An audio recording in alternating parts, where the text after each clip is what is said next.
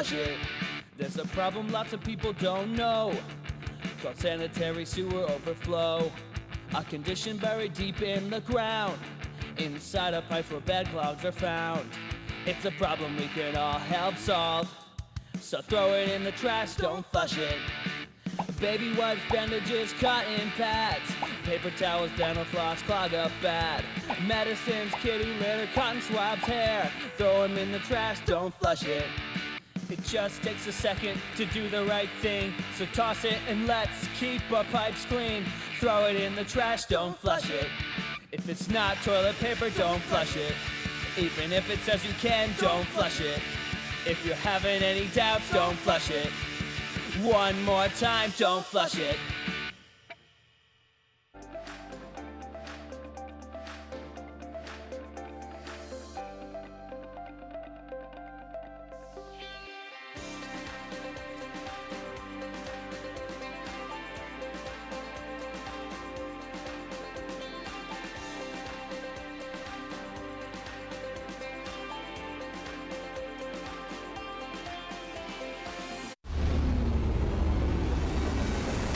In a world he didn't create, one hero defends the county, eradicating diseased, blood-sucking terrors. One kick at a time.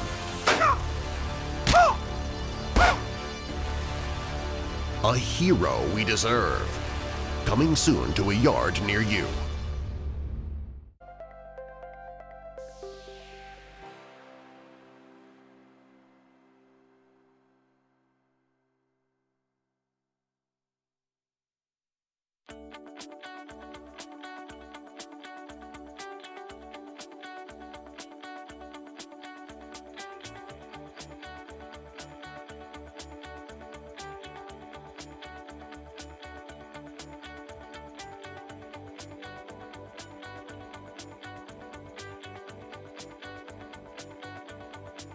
Hey everyone, did you know you could watch today's meeting live and on your smart device?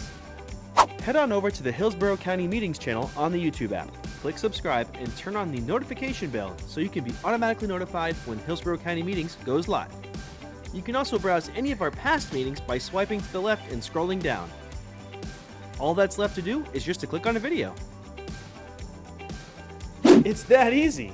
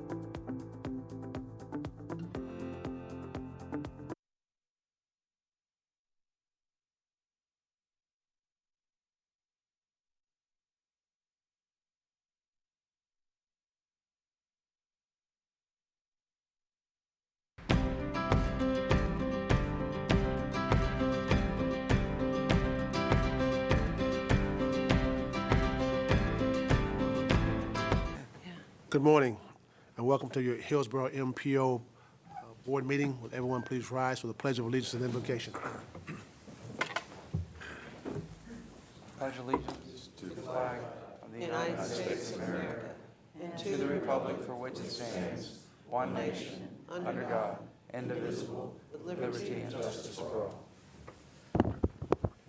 Our gracious and heavenly Father, we're so thankful that you touched us with your loving hands this morning to awaken us to see another one of your beautiful days. We ask that you be with us throughout this day as we make decisions to make this county a better place for all of us to live, work, and play. We ask you to put your loving arms around those that put their lives on the line for us each and every day, whether they're first responders or military, on this soil or foreign soils. Father, we ask that you be with Commissioner Pat Kemp and the passing of her brother, that you put your loving arms of comfort around her and her family. Let them know that you're the one that can heal the broken heart and bring comfort to that family. We ask you to be with them in this time of bereavement. When our work is done here today, we ask you to take us back to our homes and find everything safe and sound. These are all blessed. We ask in your righteous and holy name. Amen. Amen. Good morning again to everyone. We have the minutes from our August 6, 2019 minutes. Is there any changes to those minutes? If not, may I have a motion to approve those minutes? Second. Motion by Commissioner Overman, second by Councilman Scalco to approve the August 6, 2019 minutes. Seeing no further discussion, all those in favor, let me know by saying aye. Aye. Opposed, likewise. Motion is adopted. No in the public comment. I have two speaker cards. The first person is Sharon Calvert. Ms. Calvert, is she here? Okay.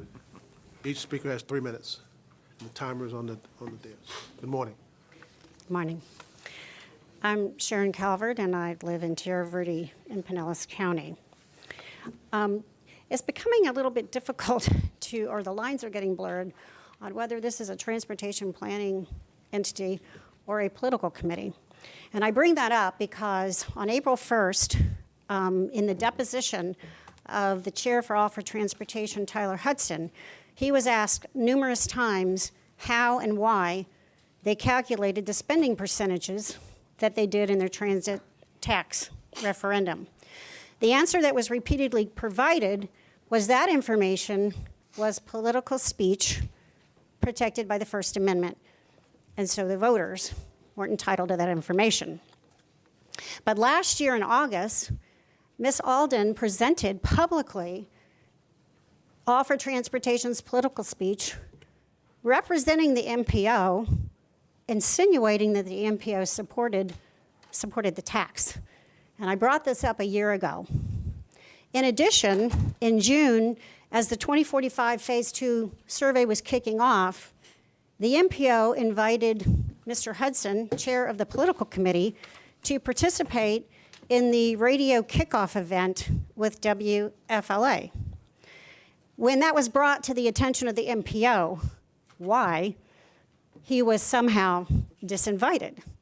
But that was at the time when the tax has been embroiled in multiple lawsuits. Now on to the survey. I think the surveys that you've done are flawed. They're basically push polls. And what is a push poll? A push poll is a marketing technique commonly employed during political campaigns in which an individual or organization attempts to manipulate or alter prospective voters' views under the guise of conducting an opinion poll.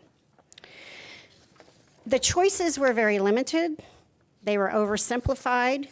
They provided no information around costs, ridership, congestion relief, capital costs, operating cost. And in fact, the one item in this survey, this last survey, that had the most information was the I-4, I-275 interchange. So I believe that these surveys are flawed. I would like to see surveys that have a real-world view to them so that people have enough information to actually make a choice. Because just because somebody likes something, being asked if they like it, doesn't mean they'll ever use it or they'll ever want to pay for it. Thank you. Jim Davison.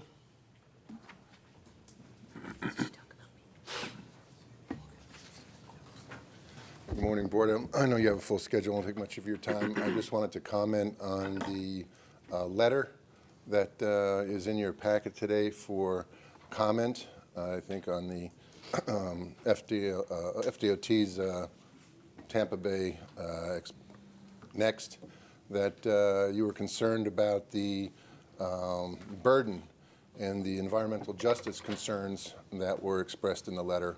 And I would urge you to also apply that to transit. It is well known that there are certain burdens as well as benefits of transit and highways. Many MPOs are moving to incorporate the burdens on the environmental justice populations with their transit, particularly fixed guideways. Multiple MPOs, Bay Area, Los Angeles, Seattle, Minneapolis, Sacramento, they're all incorporating affordable housing and how to maintain the neighborhoods that they wish to benefit, which are at risk of being destroyed by the very benefit they are trying to endow on those neighborhoods. And I would urge you to possibly include a member of the Affordable Housing Task Force on your board from here on in. I know you're not a land use. Oh, you got one? Excellent. Chair. Oh, well, a chair. But maybe a person of the community, just like many of the other, and not an elected official. That may go a little bit further. And then lastly, there was the new long-range transportation plan that was in your packet. There are certain things, they keep changing the format from long-range transportation plan to long-range transportation plan, which makes it very difficult for the people to even examine it. I'll give you a perfect example. In the old 2040 plan, bridge repairs and construction was $100 million. In this one, it's almost $1 billion. So there's discrepancies like that between one and the other. How could it go up $900 million? Also, some of the terms such as like the travel time reliability, I think it said it was reduced by 34%. 34% from what? If I were to give you a pill and say this was going to make you 10 years younger 40 years from now, you wouldn't be 10 years younger. You'd still be 40 years old. And that's basically what you're using, the methods to do this. So it's to be accurate and so that the people have a real idea and are informed. I would urge you to try to put a basis about 34% of what. So thank you very much and have a good day. Topher Morrison.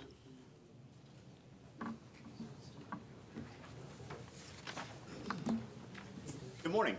Thank you for allowing me the opportunity to speak. My name is Topher Morrison. I'm a resident of Tampa, Hillsborough County. I'd like to speak specifically regarding the concept of expanding lanes, and I'll do it through an analogy. A young couple gets married. They're having troubles. They're really frustrated. They're arguing all the time. They don't know if it's going to work, so they think, you know what would solve this problem? A baby. Let's get a baby. So they have a baby. That only actually complicates the problem and makes it more frustration. So about a year later, after they're wondering if it's going to work out again, they go, you know what would solve this problem? Another baby. The first baby doesn't have any companionship, so let's get two babies. So they have another baby. Doesn't solve the problem, though, does it? They still bicker, they still fight, and they still argue. Folks, we're contemplating building road babies right now. You cannot build yourself out of congestion. Additional lanes never solves the problem. And if it does, in the very rare cases where somebody can cite it, it's because they have robust transit systems and affordable housing and other systems in place that actually help take cars off the road. Your own data, if you look at it from Hart, says that if you look at the difference in transportation from a workday versus a bank holiday, and we all know that it's much easier to get in town on a bank holiday than it is a normal workday. Anybody here know what the difference in percentage is of traffic flow on a bank holiday versus a normal day? Because the data is at Hart. Here it is, 2%. 2% less cars on the road eliminates congestion. When you build more roads, you only create more opportunities for more congestion. When you provide the citizens ways of getting off the road, you only need 2%. Let's focus our energies on mass transit systems. Let's focus our energies on systems that get cars off of roads. There will always be the die-hard car enthusiasts, and I have no problem with them. They will continue to drive their cars no matter how congested it is. But there is a percentage of the population that if you gave them a better alternative, they would say, you know what, I don't like driving my car to work every day, or I don't like driving alone. I'd rather carpool. There are better solutions than just expanding different roads. And the notion of building a separate lane for bus rapid transit on a freeway is just nothing more than a Trojan horse to get another lane so another study can show that people aren't riding it so that we can then use it for a different purpose later. I'm begging you, let's not build any more road babies. Thank you very much. Thank you. Is anyone else wishing to speak this morning? Anyone else? Seeing none, we'll close public comment. Now moving to committee reports and online comments. First, Mr. Bill Roberts, Chair of the Citizens Advisory Committee. Morning, Mr. Chairman, board members. I'm Bill Roberts. I'm the chair of your Citizens Advisory Committee. I want to be brief because I know you have a full schedule, but I'd like to make a couple of comments from the report that would have been given a month ago when you were unable to hold your meeting. The Citizens Advisory Committee, in its August meeting, did have a discussion about the letter of comment, which I believe is in your packet for consideration today, regarding the supplemental environmental impact statement. There were some concerns expressed at that meeting that I'd like to relay to you that I think are relevant. The first of these is the committee expressed concern about the relocation of displaced residents and the available of affordable housing. Concern was expressed about global warming and air quality. Members expressed concern about the FDOT not being in full compliance with the original MPO motions passed in 2016 and 2017. There was some concern about the validity of the information and the calculation on how property taxes will be impacted by the proposed new investment. There was concern about the right-of-way costs. There was some concern raised about the assumptions behind the air quality model. What is assumed by cleaner running vehicles, alternative fuels, electric and autonomous vehicles. And of course, there was concern expressed about the concept of induced demand, which I know we've brought to this board previously. Regarding our most recent meeting, your Citizens Advisory Committee met on September 11th. The committee recognized and expressed its appreciation for outgoing member Vance Arnett, who served with us for a number of years. The committee welcomed Mr. Lou Prida as a new member of the CAC representing the business community. Thank you for approving that appointment. Also in attendance was Mr. Hoyt Prindle, who is expected to be appointed by this board as an appointee of Commissioner Pat Kemp. Prior to the public comment, the committee heard from Commissioner Kemp, who also thanked Mr. Arnett for his years of service. She then explained her strong support for the ferry project between South Shore and MacDill Air Force Base. There was no further public comment. Under action items, the CAC approved the following and has forwarded this to the MP board for action. The CAC approved amendments to the Transportation Improvement Program to reconcile planning funds with amounts listed in the MPO's Unified Planning Work Program. Crosswalk improvements on East Bush Boulevard, resurfacing on Hillsborough Avenue, and adding performance measure documents to Appendix C. I think those will come to you today or at a subsequent meeting. The CAC also heard from a number of presentations. Sarah Hendricks from Cutter presented the Transportation Demand Management Strategies for consideration in the MPO's plans. The MPO staff gave a preview of the draft 2045 Long-Range Transportation Plan. The FDOT provided a report on alternatives being considered in the PD&E study of the US 41 CSX grade study at Causeway Boulevard. And the committee discussed follow-up report on the MPO's draft letter of comments to the supplemental environmental impact statement. The CAC discussed with great interest the impact resulting from induced travel demand on highways in general and requested this be included as a future agenda topic. CAC members were reminded at that meeting of a workshop to be held September 24th, which was held. The purposes of that workshop were to discuss the 2045 plan, long-range plan. The workshop was well attended. MPO staff gave a thorough summary of the 2045 plan, followed by a healthy discussion lasting about 30 minutes. Because this was a workshop for learning more about that 2045 plan, there was no action taken. The CAC will hear more and plan to take action on the plan at our next meeting coming up in October. Be happy to answer any questions. Thank you for your attention to the report. Any questions, Mr. Roberts? Thank you. Thank you, sir. Thank you. Ms. Torres, online comments? Good morning, Gina Torres, MPO staff. Regarding your roll call vote on the TIP amendments, the CAC and the TAC recommended approval. There was extensive input from committees regarding the action item to transmit a letter of comment on the TB Next SCIS, and I'll defer reading those because you're going to be hearing a presentation that covers those comments that the other committees besides the CAC made. The draft 2045 cost feasible plan was presented as a status report to the committees in September, and it's on their October committees coming up for action. But with your board action today to open the public comment period, you'll be hearing those comments and other public comments at the November 5th public hearing to adopt the plan. Committees heard lots of other status reports on interesting topics. I won't go through those. 2 points to note from the Tampa Bay Transportation Management, or the TMA Leadership Group meeting. Members had an opportunity to discuss needs and priorities for the upcoming legislative session with Senator Roussan. He's the current chair of the legislative delegation, and there was some great discussion. There is a resolution drafted supporting the I-275 State Road 60 interchange. The TMA also talked about options for clarifying roles and responsibilities of the MPO Chairs Coordinating Committee and T-BARDA in their regional transportation planning. We did not have any Facebook comments for today's meeting. There was just a handful of emails. Mauricio Rosas shared a Brookings Institute article. It highlights racism and exploitation of the poor in designing roadways that disproportionately affected or had fatalities among those marginalized groups.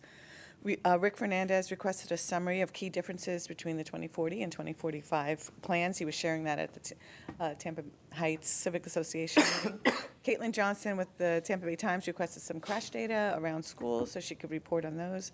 Willie Hassel requested information on starting a medical transport business. Sky White was emailed us asking for information on transit ridership numbers. The MPO responded to all of those requests that those emails requested. And lastly, FHWA emailed to thank staff for sharing our work related to emergency preparedness and evacuation planning. So those are all your online comments. Thank Any you. questions? Seeing none, thank you very much. Now move to the consent agenda. We have 2 items on the consent agenda: Committee on Appointments and Bylaws amendments for the TIS Committee. Any questions on those? Seeing none, have a motion to approve the consent agenda. So moved. Motion by Councilman Maniscalco, second by Commissioner Overman to approve the consent agenda. Seeing no further discussion, all those in favor, let it be known by saying aye. Aye. Those opposed, likewise, motion is adopted. We must take a roll call vote on the Transportation Improvement Program amendments. Is there a motion to approve the Transportation Improvement Program amendments? Is there a motion? Is there a motion? May we ask staff to come and give the presentation Yeah. about the transportation Yes, improvement program please. amendments? Okay. Sarah, could you come up and go over the TIP amendments for us?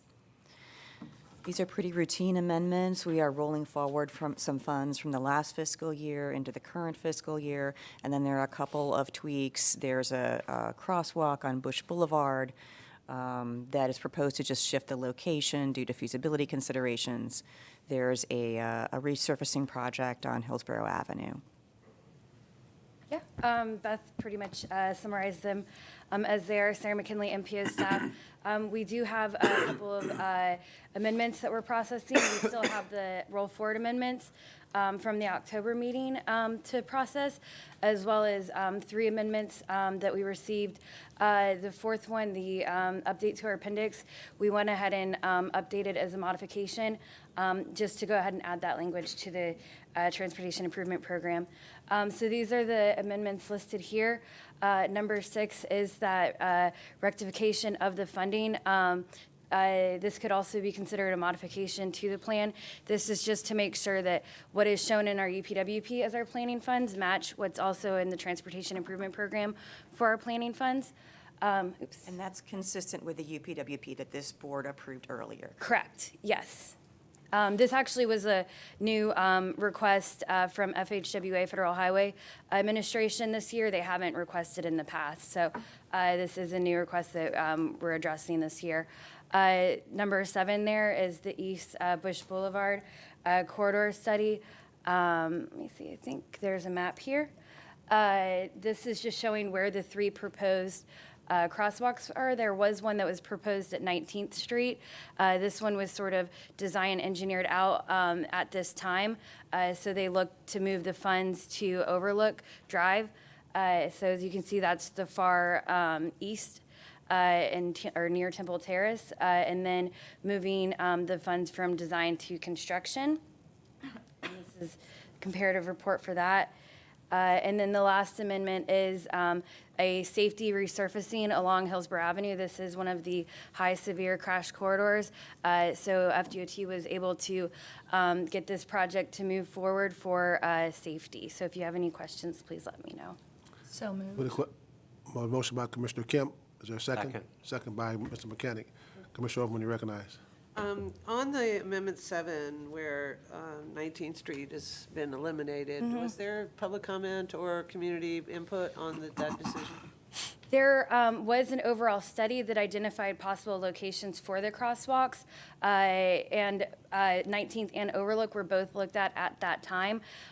Because it became not feasible at this time to move forward with 19th, they are moved over to the next possible crosswalk. Great, thank you. You're welcome. Any other questions? Any other questions? We have a motion by Commissioner Kemp, second by Mr. Mechanic, to approve the Transportation Improvement Program amendments. Any further discussion? All those in favor, let it be known by saying aye. Pardon me? I'm sorry, roll call vote. My fault. Mr. Anderson? Yes. Commissioner Kemp? Yes. Mr. Mechanic? Yes. Mr. Green? Yes. Commissioner Hagan? Yes. Janet Sherberger? Yes. Mayor Lott? Yes. Commissioner Miller? Yes. Councilman Vieira? Yes. Commissioner Overman? Yes. Councilman Maniscalco? Yes. Mr. Wagner? Yes. Commissioner Smith? Yes. Motion passes? Okay, thank you. All right, we're now moving to action items. The first is a letter of comments on TBA Tampa Bay Next Sections 4 through 6, presentation of draft preferred alternative. Sarah, Secretary Gwynn, good morning. Good morning. I'd ask you to indulge me for about 15 minutes this morning. We have 2 videos we'd like to show you that's going to be the majority of this presentation. But today is pretty important. We're bringing to you the locally preferred alternative for the SEIS. Just a few comments ahead of the videos. First, FDOT began the SEIS study in early 2017. At that time, we committed to being engaged with the community and transparent in working to identify transportation solutions in the region. Over the past 2.5 years, we've continued our commitment of engagement by hosting community meetings, participating in community events, and meeting with neighborhood groups, stakeholders, and elected officials to hear feedback on our plans. We have provided updates to your board as well. Today is the 9th formal presentation to the board, but we also attend each month. We've also formally presented to committees 16 times, have attended the annual TIP hearings. This year, we also participated in 3 special briefings hosted by the MPO. These briefings were to provide committee members, board members, and the public additional opportunities to learn more about the SEIS project and specific areas of interest, including the social and community impacts, natural environment, and traffic and safety. We have been active in the community, engaging and incorporating feedback into our designs for the West Shore and downtown interchanges. We have heard from the residential and business communities the desire for the full reconstruction of the West Shore interchange, with support for adding additional express lanes to provide reliable travel times. We have received nearly 30 letters of support from organizations from across the region emphasizing the project's importance. When we started the study, FDOT had one concept for the downtown interchange that had a very large footprint, requiring approximately 200 parcels of right-of-way acquisition. The community spoke out, and we responded by developing 3 more options that were smaller in size and addressed traffic congestion and demand to varying degrees. We went from the original concept for the downtown interchange that identified over 200 parcels that would be impacted to the locally preferred alternative you'll see today that will impact fewer than 10 parcels. Today we are here because the study has progressed and FDOT has identified the locally preferred alternative for the study area, including the West Shore Interchange, downtown Tampa Interchange, and the corridor that connects them. We will be submitting the locally preferred alternative to Federal Highway Administration for their review. Through collaboration with agency partners, the community, and community leaders, we have developed a plan that balances the needs of different stakeholders, including the motoring public and the surrounding neighborhoods.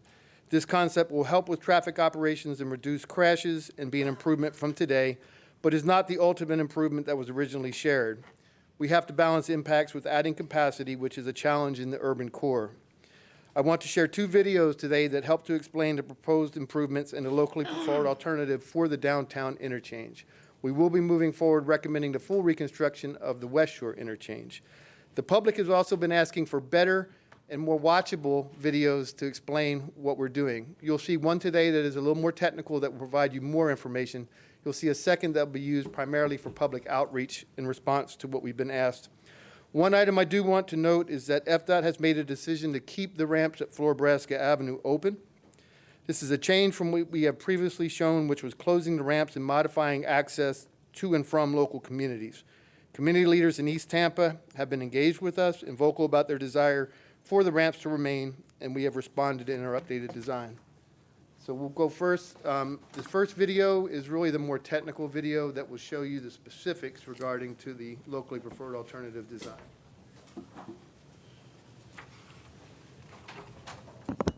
These visualizations are conceptual only and were created for the purpose of portraying the characteristics of the proposed improvements. Visualizations are subject to change as the project is still ongoing.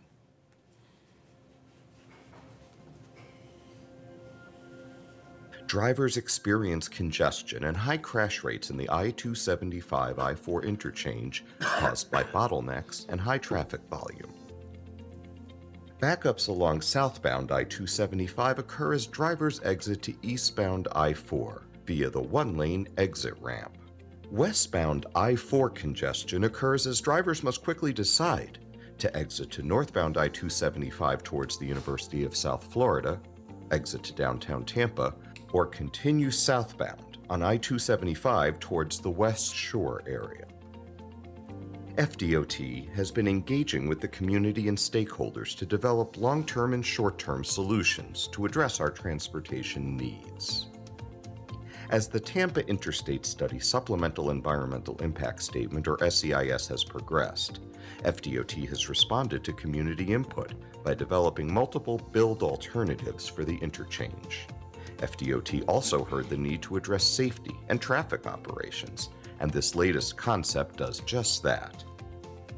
The proposed improvements for the I-275-I-4 interchange will enhance traffic operations and safety by addressing the existing bottlenecks and high crash rates within the interchange with minimal property acquisition, while still maintaining access to and from local communities. The improvements will be made to the movements from southbound I-275 to eastbound I-4, and from westbound I-4 to both northbound and southbound I-275. FDOT is planning to recommend these improvements to the Federal Highway Administration as part of the locally preferred alternative for the supplemental EIS. The first portion of the improvements is along southbound I-275 to eastbound I-4. Drivers along southbound I-275 experience congestion as they approach the exit ramp to I-4. To reduce congestion, an additional lane is being provided on the I-4 exit ramp.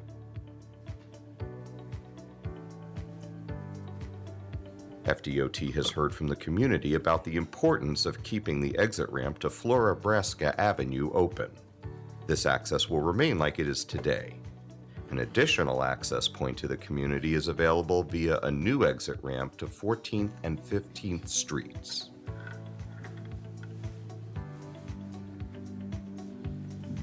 The existing one-lane exit ramp to I-4 has limited capacity, causing drivers to back up along the outside lane of I-275. Other drivers merge aggressively into the exit-only lane to I-4 at the last possible moment, causing safety concerns. Widening this exit ramp to 2 lanes will provide congestion relief. Drivers will be able to stay in the outside lane as they travel southbound from Hillsborough Avenue to the I-4 exit. The through lane from Hillsborough Avenue will be a choice lane, meaning it will split, allowing drivers in it to exit to I-4 or continue southbound on I-275. The outside lane from the on-ramp at Dr. Martin Luther King Jr. Boulevard will remain like it is today.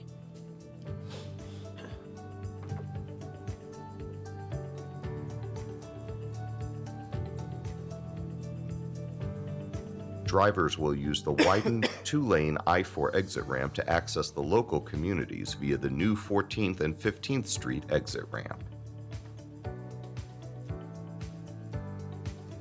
Northbound I-275 drivers traveling from the West Shore area will also use the relocated exit to 14th and 15th Streets, located just north of Palm Avenue.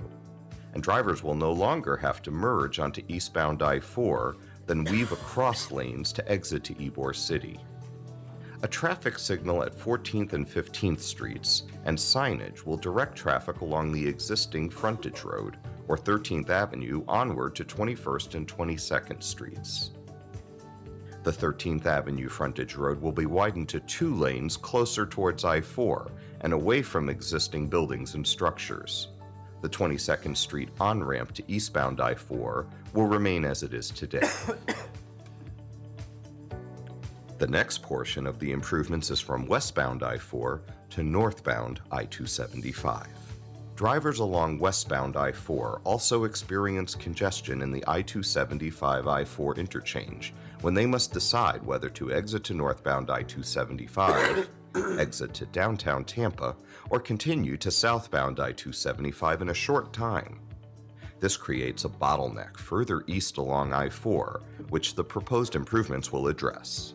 Westbound ramps at 21st and 22nd Streets will remain like they are today.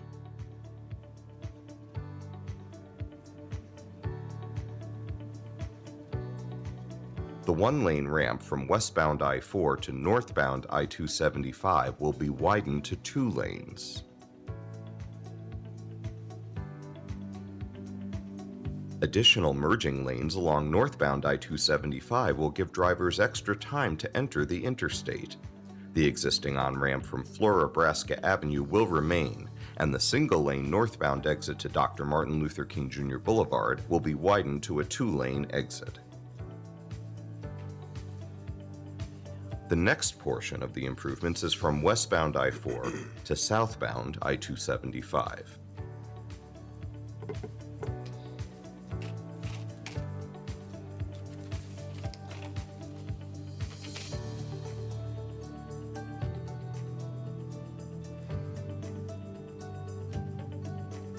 To address congestion from I-4 to southbound I-275 toward the West Shore area, the ramp will be widened to provide 3 lanes to southbound I-275. Within the interchange, 1 additional lane will be added. The exit to downtown Tampa will be shifted to improve spacing, making it easier to exit. The exit ramp will still provide drivers with the same direct access to downtown like today, but the existing ramp bridge structure over I-275 will be removed.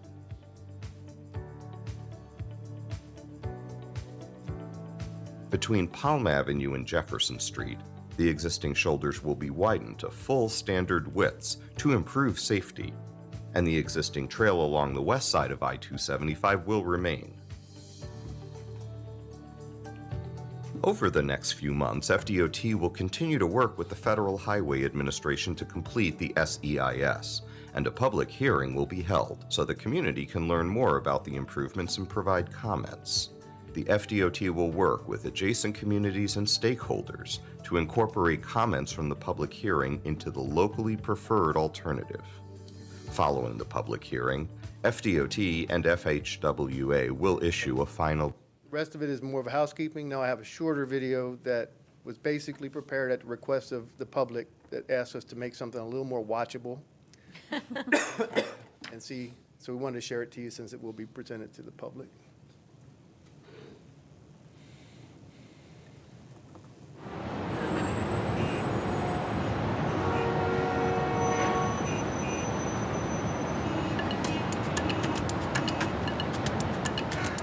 We all want safer roadways and a better transportation system.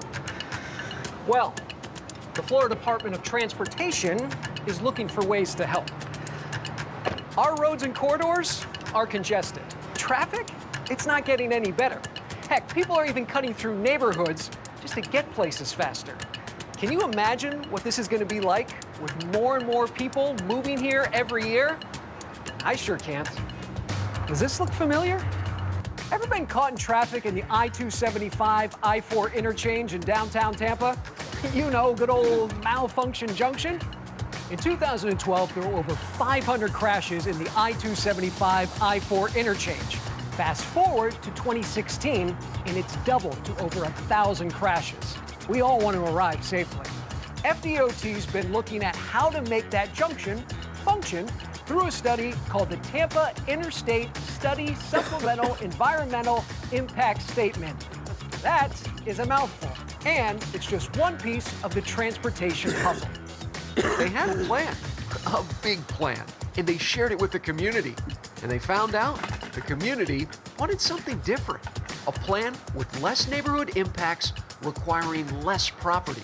So they got busy creating new plans, keeping what they heard in mind.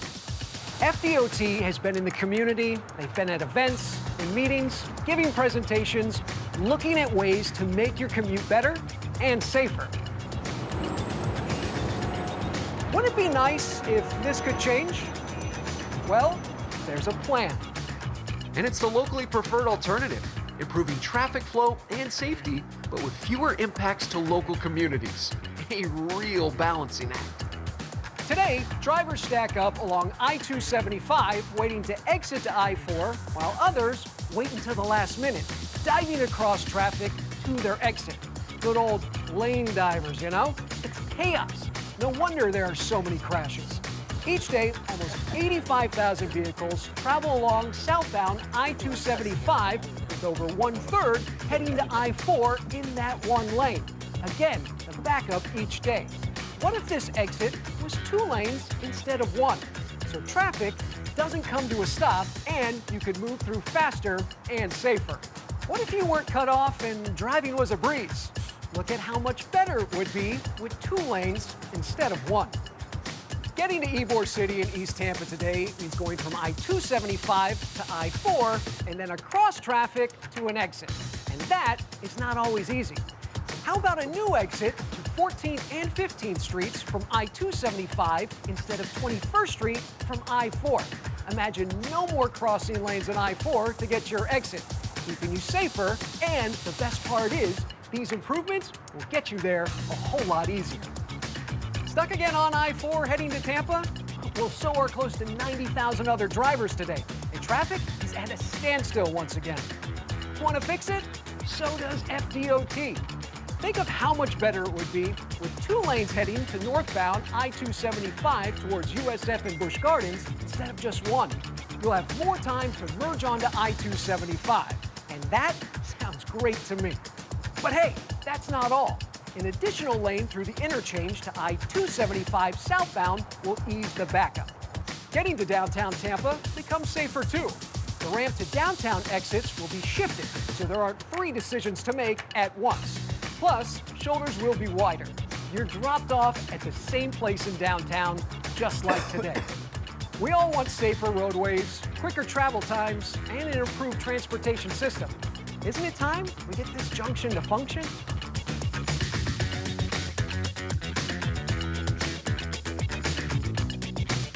Okay, the last thing I want to share with you before I turn it over to you for any questions you may have, since we're not bringing express lanes through the downtown interchange, we have to figure out what do we do with them since they come through the West Shore interchange. So we've developed a plan to terminate those lanes. How do I transition between?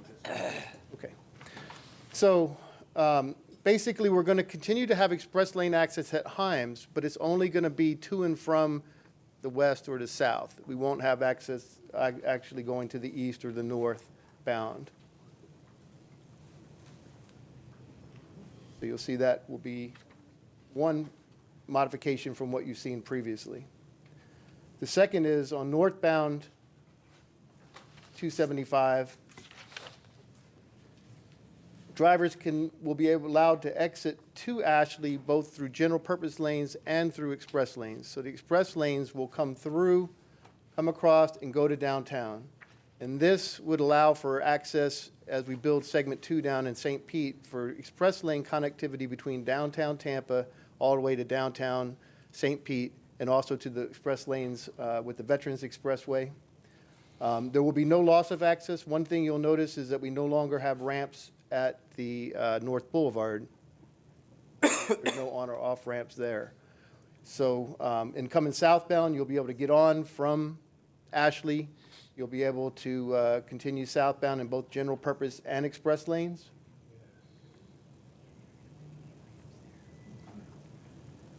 And so essentially what we're doing is we're terminating and adding the express lanes from the Ashley area.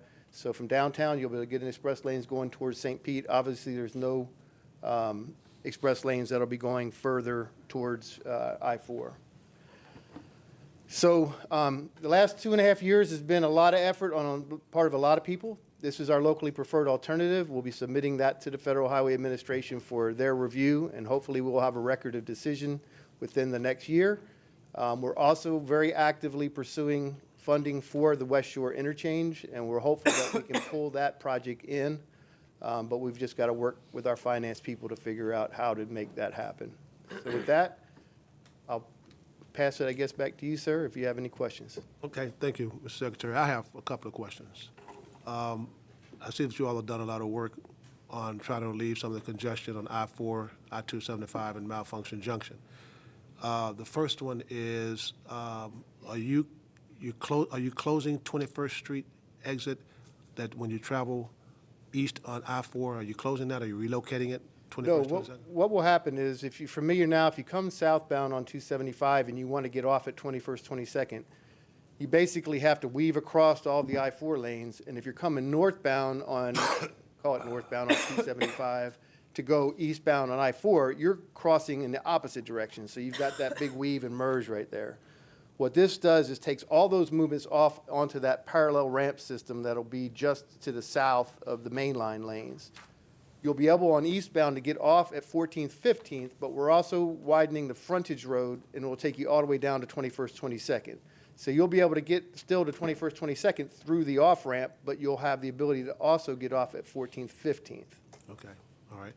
The next question is the alleviating the congestion from I-275 headed south on the I-4. You're going to double those, you're going to make those 2 lanes. Am I right? There'll be 2 lanes from southbound 275 to eastbound I-4 and from westbound I-4 to northbound 275, and there'll be additional lane from westbound I-4 to southbound 275. How are you going to handle those that get on southbound I-275 and Martin Luther King without the crossover? You're still going to have traffic going on I-4, but you're going to have people that come on I-270, come on Martin Luther King headed south on I-275 still have to get over. Am I correct? What we're doing is we're providing an additional lane. You'll have the ability, all you'll have to do is move over 1 lane, which is essentially what you have to do today. Move over 1 lane to get into the lane that will go further to the south if you didn't want to jump onto the I-4 ramp, because that lane that we're building is going to be a choice lane, if you would. You can go to I-4 or you can keep going further to the south. That's a lane that you pray with your eyes open. Yeah. That's for sure. I'll be the first to admit, is this a geometric masterpiece? Is this solving all the problems? No. What this is was a balancing act between what we were hoping would both address the significant issues out there, but at the same time not have a 200 parcel impact on right-of-way. So it's certainly not perfect from that perspective. My next question is, when you're coming south on I-4, getting in the lane to go north on I-275, okay? You're going to make that 2 lanes. Make it 2 lanes, and you won't have to move over before you get to MLK like you do today. You'll be able to keep going north all the way past Hillsborough. And I understand that you're going to keep Nebraska entrance onto I-275 north there. But Yes. the major dangerous problem is when people come on I-275 from Nebraska, they have to get over. So they're not getting off of Martin Luther King. They want to get over on 275. But you got the lanes from Martin Luther King there. So they're coming and trying to exit Martin Luther King, got cars trying to cross over to get on I-275. Major problem. What's happening there? Yeah. Well, the way we've got the lanes lined up, you will still have to move over a lane. The volumes from Nebraska, quite honestly, are fairly low. But not in the afternoons, it's not low. Well, it's fairly low compared to like other interchanges in the area. What we had proposed, we had talked to the leaders, a lot of the leaders in East Tampa. What we had previously proposed was to, instead of having the on-ramp at Nebraska, was to move it to 14th, 15th. So what would happen is you'd come down to 14th, 15th, and you'd have a ramp that would go from 14th, 15th. You wouldn't be able to get on I-4, but you would be able to come around and get on I-275 north. And that was what we had proposed. Based on the feedback we got, and we had our folks do some modeling of how will it work operationally, we feel that it could work. Now, we always, as the DOT, reserve the right that if there becomes a safety problem at any of our locations, we go back and we can change it. But what we said is we're willing to give it a shot. Our models show that there are probably not going to be significant issues. And so we're willing to give that a shot. My last comment is when you're heading north on I-275 and that Nebraska exit, a lot of people getting that last lane, that's the exit to Martin Luther King, and at the last minute they realize, I'm on the exit lane. I got to get back over. Major problem. Yeah, and that lane now will go all the way up past Hillsborough. That's my piece. Commissioner Overman, you recognize. Yeah, we live and breathe in that area. It's so much fun. I did like seeing more of the changes that you've heard. I do still have a couple of questions on the exit ramp that meets 14th and 15th. You show lights there. Will they be no right turn on red lights? I don't think we've gotten to the point yet. We'd have to look at things like sight distance and volumes and all of that. But I highly recommend eliminating a right turn on red on that intersection because basically no one will stop. No one will actually stop and then make the right because they're coming off of an interstate onto a local street. While it's designed much more like a parkway, it does cross a trail, it does cross bike paths, and it will be a source of pedestrian and cyclist injury. So eliminating the right turn on red onto Nucio Parkway, I think is going to be a recommendation to eliminate the impact of unsafe drivers, basically, because that's just an unsafe practice, but people do it all the time. Secondarily, I was curious if there's going to be improvement on the signage on southbound, on the north side of southbound, traveling southbound on 275. Part of the problem, even though you will end up with 2 lanes, and you've got people coming on it at MLK, which is really frightening, and then getting off at Nebraska, is that the roller coaster ride does prohibit line of sight for those people who actually don't know our roads.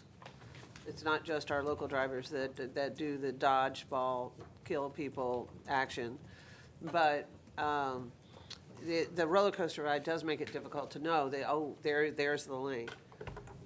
Has there been or would there be inclusion in signage at, say, Sly and Hillsborough that indicates that those 2 lanes are exit only for I-4? Yeah, when we do the final design, we'll have, and the good thing with this design, right now, if you go north to MLK, all you can say is stay to the right, because that lane for I-4 doesn't even start till after you get past MLK. And so that's part of the problem is you've got people backed up from that one-lane ramp past MLK, and so you got to try to get over when you can. Right. And now, most days, it's not just one lane, it's 3 lanes trying to move over. So with the 2 lanes, and the good thing is that since we're going to take that lane that goes to I-4 north of Hillsborough, you can put a sign there, I-4, this lane, Yeah. and they can get it. So there'll be a lot better opportunities to give advance warning and get people in the right lanes. That would be highly recommended, yeah. Thank you very much, I appreciate that. I also noticed that it looks like on page 6 of the handout that you provided us, there was an indication that looks like there's only one taking of a property on the south, on page 5, on the south side in Ybor, off of, well, north of Palm. But there's 10 properties on the north side. Are any of those actual single-family homes? And what's the plan for assisting those residents for relocation? It's actually down to 6 now. When we left the Florabraska ramps open, it decreased that extra lane that we were going to provide. So 6. Many of them are in between properties we already own. So it's sort of like, we never did any eminent domain on this whole acquisition. Everything was willing sellers. And so we would work with those property owners to work with them. There are a lot of benefits that DOT provides for relocation assistance, as well as being able to work with them on the purchase of the property. And so, yes, it's 7 total properties, I believe, that we need to acquire. Right. The reason I'm asking is that there's such a lack of affordable housing in that area, and prices have become incredibly difficult for a new family. A family that's been there forever, that had homestead, that's now buying a new home. Their property taxes triple because they've been there for a long time, and they can't find a place to stay in their own community. So I'm not sure what FDOT's benefits are, but they need to take that impact into consideration. No, and we did. Okay, thank you. Mr. Mechanic, you recognize. Mr. Gwynn, the agenda is talking about segments 4, 5, and 6. You really only mentioned changes in the downtown interchanges. Should I assume that the other segments are not being changed from what you've previously presented? Correct. The West Shore interchange and the segment in between will remain as been shown essentially the whole time. And the only thing that is different is we're terminating the express lanes at Ashley as opposed to bringing them through the downtown interchange. Any other questions? Commissioner Smith, you recognize. Thank you. And I'm glad to see more responses to some of the neighborhood and community concerns, like keeping Florabraska open. The tolled expressway that dumps at Ashley, concerns about bottlenecks at that point? Not really. I mean, our modeling shows that it'll work. It's, again, if we wanted to provide the best congestion relief overall without any other factors being taken into account, you'd probably have seen something like the option A that was the original option. But we understand it's not, we're not operating in a vacuum and without, being able or having to take into account what the impacts are outside of our footprint, and so that's why you see the reduced footprint. So is it perfect from a traffic and congestion standpoint? No, but is it a vast improvement? Yes. And a good compromise? Correct. One more, the properties that you own maybe were acquired in anticipation of a much larger footprint. Any idea what the plan would be for those long-term, since you no longer need them? Yeah, that's something we're going to have to look further into. I mean, we're still not at the point where we've gotten a record of decision. We have been worked very closely with Federal Highway Administration, and we feel that they will favorably approve this plan. Once we get through that process, we can look at what properties are remaining that we don't need and see what we can do with that. And so, last question, what's the timeline then for community input and finalizing this? We'll be having community meetings between now and probably February. We'll have the public hearing in February. that'll be the formal public hearing where people can come in and make their comments on the record. That will be kind of the final step before it goes to final approval by the Federal Highway Administration. Thank you. Mr. Kemp, be recognized. Thank you. I just want to say I'm very pleased that North Boulevard is no longer being considered an option for putting traffic on. To me, that was a nightmare scenario with all the walkable and high school and universities there and everything. So I'm glad that that has been moved. Times is a more appropriate street. Let's see, there was something. Well, as you know, I'm still very much opposed to the widening on segment 7. I know we didn't talk about this, but adding 2 12-foot lanes to segment 7, north part of I-275, I can only imagine is going to be a really awful thing for how the traffic moves and the danger, safety, and design and everything else of these roads, and that it will impact all of this. But I think that is. I just hope that can be reconsidered at some point, because that is, we have the roadbed there that's already not being used, which I can see is fine to be used, but I think that needs to be reconsidered in this design. I also have just one question that's off point here, but last night I came in from the airport, and the cab I was in had they couldn't get onto 275 from the airport. You had to go across the bridge to St. Pete and turn around. That's what everybody had to do, and because of construction. So I'm just wondering how long that's going to last for, or what, and if that was totally necessary. Go all the way across the bridge?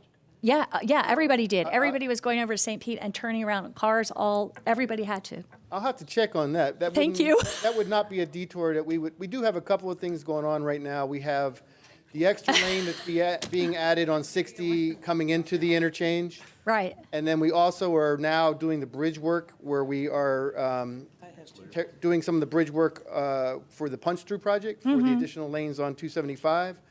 And as part of that, we had detours established, but they were supposed to be using roads like Boy Scout and others in the general area.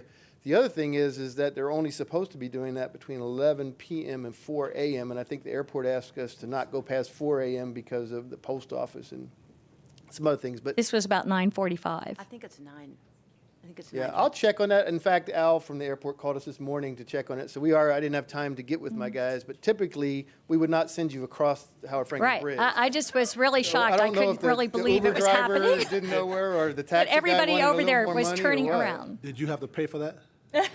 Well, I actually gave him extra money because he was like, that was his intent. That would not have been the detour. I felt bad put for in, him. If you get caught in that, I could see how somebody could get caught and go take a wrong turn, and then you end up. It was terrible. I mean, it was. I it was. apologize for that. We'll work on it. I just thought somebody should look into it because I couldn't really believe that it was happening. Yeah, we'll look at that because we definitely don't want people to do that. Thank you. Councilman Scalco, you ready? Yeah, I also received a phone call around 10 o'clock from a friend of mine. And he said, who's handling this detour? I'm having to go all the way to St. Pete just to, make a turn to go off to, I think it was coming off the causeway at, when you can get on Kennedy and whatnot and 275. So I said, well, tomorrow morning I have an MPO meeting and guess who's going to be there. When we get done here, I'll look into it because that typically when there's a detour, it comes to me for approval if it's a detour. Okay. And I don't remember seeing anything that would have taken them across Howard Franklin. So I'll have to figure out if we didn't get the signage up right, or if the contractor didn't get it implemented the correct way, or what. But we'll definitely look into that. All right. Closure it starts at 9 p.m. 9 p.m. Yeah. And I think there's some additional ones that will close the some of the portions of I-275 because we're widening the bridges through there. We have to cut off parts of the existing bridge so we can widen it. Can't do that over traffic. But all of that work will be done between 11 and 4. So I'll have to check on that. Okay. It's done before next week because I'm flying out and back. So. Tell me what day. I'll make sure it's open. Any other questions? Take an alternate route. Mr. Secretary, thank you. All right, Appreciate thank it. you. Very much. Mr. Clarendon. MPO comments, draft letter.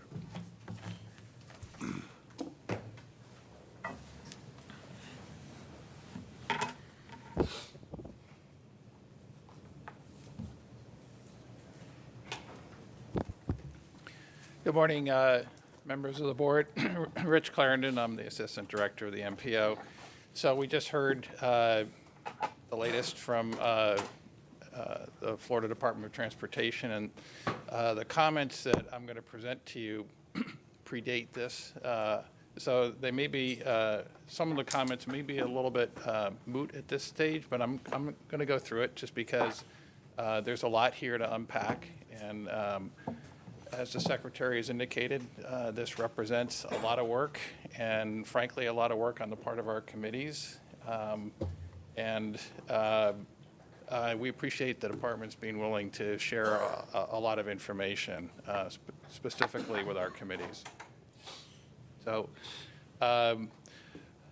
as has been already said, this project focuses on two major interchange reconstructions or improvements.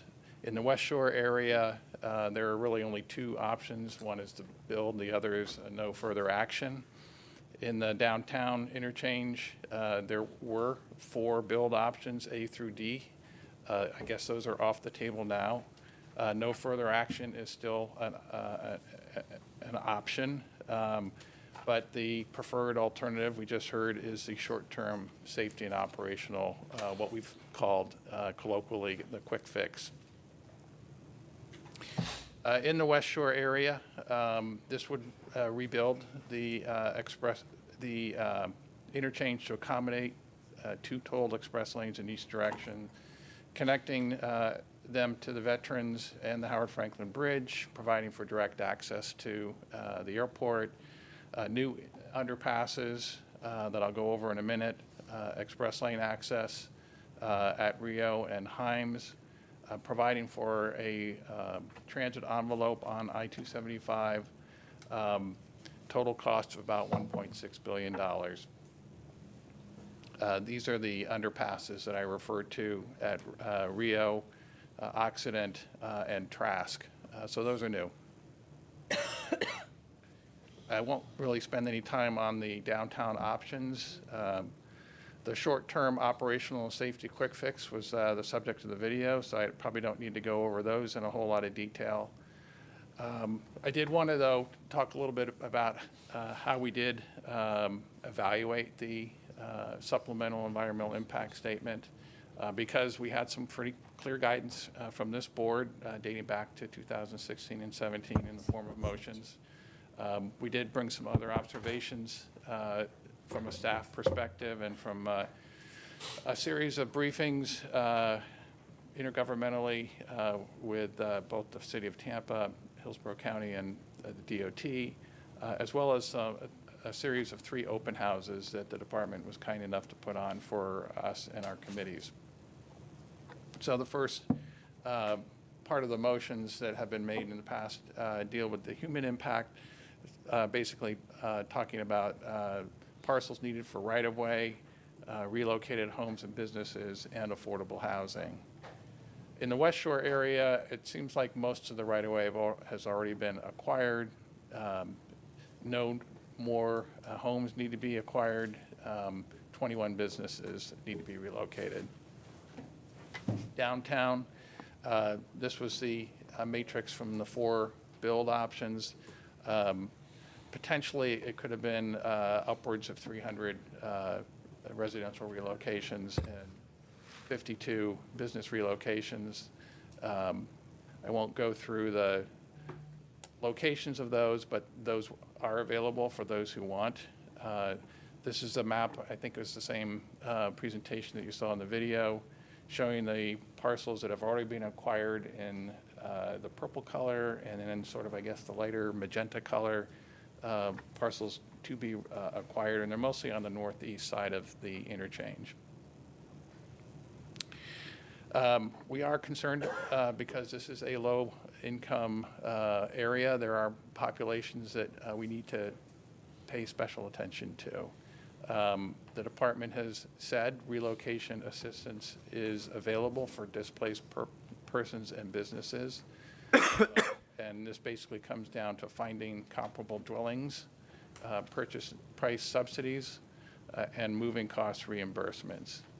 We are still concerned, however, with potential impacts on affordable housing, and we would like to see where people have been relocated so far, and that information has yet to be provided. So that would be a request to the department. Another part of the motion dealing with human impacts is all of the environmental impact studies documenting impacts, and there's a raft of them. I won't go over each one of these, but they're all available online, covering everything from parks to cultural resources, archaeological resources, natural resources, water quality, et cetera. We are concerned about the mitigation impacts that result from the construction itself. So one of the comments from your technical advisory committee is if there are noise barriers that are going to be provided, perhaps those could be built first. That is a form of mitigating against construction impacts. We also think that considering smart work zones, using technology and driver information to provide for the continued flow of traffic during construction, detours notwithstanding, perhaps would be beneficial here. We think that it's important to clarify and pin down the location of the noise barriers, which we've been told are likely. We don't know exactly to and from where, so that's something that would need to be detailed during the design phase. And last but not least, one of the comments that came from the committees was to protect the I-275 State Road 60 West Shore interchange against potential inundation and flooding and the damage that could result from storm surge, for example. Another motion, part of the motion had to do with the justification for toll lanes.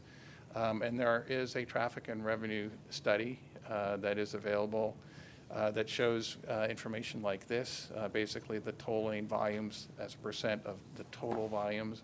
And it ranges from anywhere from, on the low side, less than 10%, on the high side, up to 30% of all traffic during the peak periods.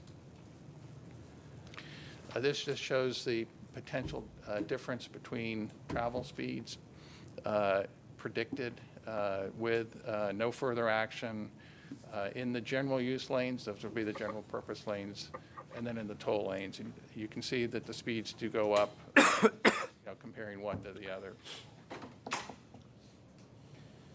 The predicted delay per vehicle mile is something else that is in the documentation. This just shows the differences between the different build options. We don't have information on the delay per vehicle mile for the quick fix, because that, I think, was a late addition, but that would be something that I'm sure we could request from the department. One of the things that is of concern, however, is sort of the equity impacts from toll lanes. We do know that from other case studies, there are potential impacts from electronic tolling, which I think would be the method of collecting tolls on the toll lanes. Impacts to low-income populations who perhaps don't maintain a credit card account or maybe don't have a bank account to draw upon electronically. There are ways that can mitigate against those impacts through fee waivers, alternative payment methods. We have pay-by-plate, for example, waivers for transit, carpool, van pools. And then if there are excess toll revenues, which we don't know if there will be, but reinvesting those back into the community, perhaps in the form of additional transit. One other thing we'd like to do is to know what the proposed toll rate policy is when and if it is implemented. A part of the motion was to follow up with a report on premium transit. This came to you a couple years ago in the Regional Transit Feasibility Plan, which is largely focused and is now being pursued as the I-275 Express bus system, which is something, as was pointed out to us, was never endorsed by this board. So we would like to see a more robust consideration of the other catalyst that was noted in this study, the CSX lines. There was a civil rights investigation because there was a complaint filed, and that was dismissed by FHWA in 2018. Property tax revenue loss due to right-of-way acquisition, again, based on the full build option, so perhaps it's moot at this point. Most of the parcels acquired or, in the West Shore area have been acquired or under contract. The analysis for the full build option, however, that was done for the community redevelopment agencies, estimated an initial loss of about $14,000 per year in TIF revenues for the first 4 years, and then property values would rebound and annual gains in the next 4 years after that, going from $348,000 to $788,000. This was from a study that the department commissioned TBRPC, the Regional Planning Council, to conduct. So we would just like to see updated estimates based on the preferred alternative when those can be provided by the department. Cost to the city for operating and maintaining any community impact mitigation. So that we know that the department is working with the city on features that could be a local responsibility. This often comes down to landscaping, for example, or other design features that might require local impact, local upkeep. We would like to know during the design phase what those might be and what the cost estimates for those are. Air quality is another major concern. Now, there was modeling done for all of the alternatives, including the no further action and the build options. All were predicted to produce carbon monoxide at rates that were less than the national standard of 35 parts per million. Compared to the no further action, the build options were predicted to produce lower carbon monoxide levels at all the intersections that were analyzed, except for the 2 that are mentioned here. Again, I think this is something that probably needs to be revisited in light of the preferred alternative.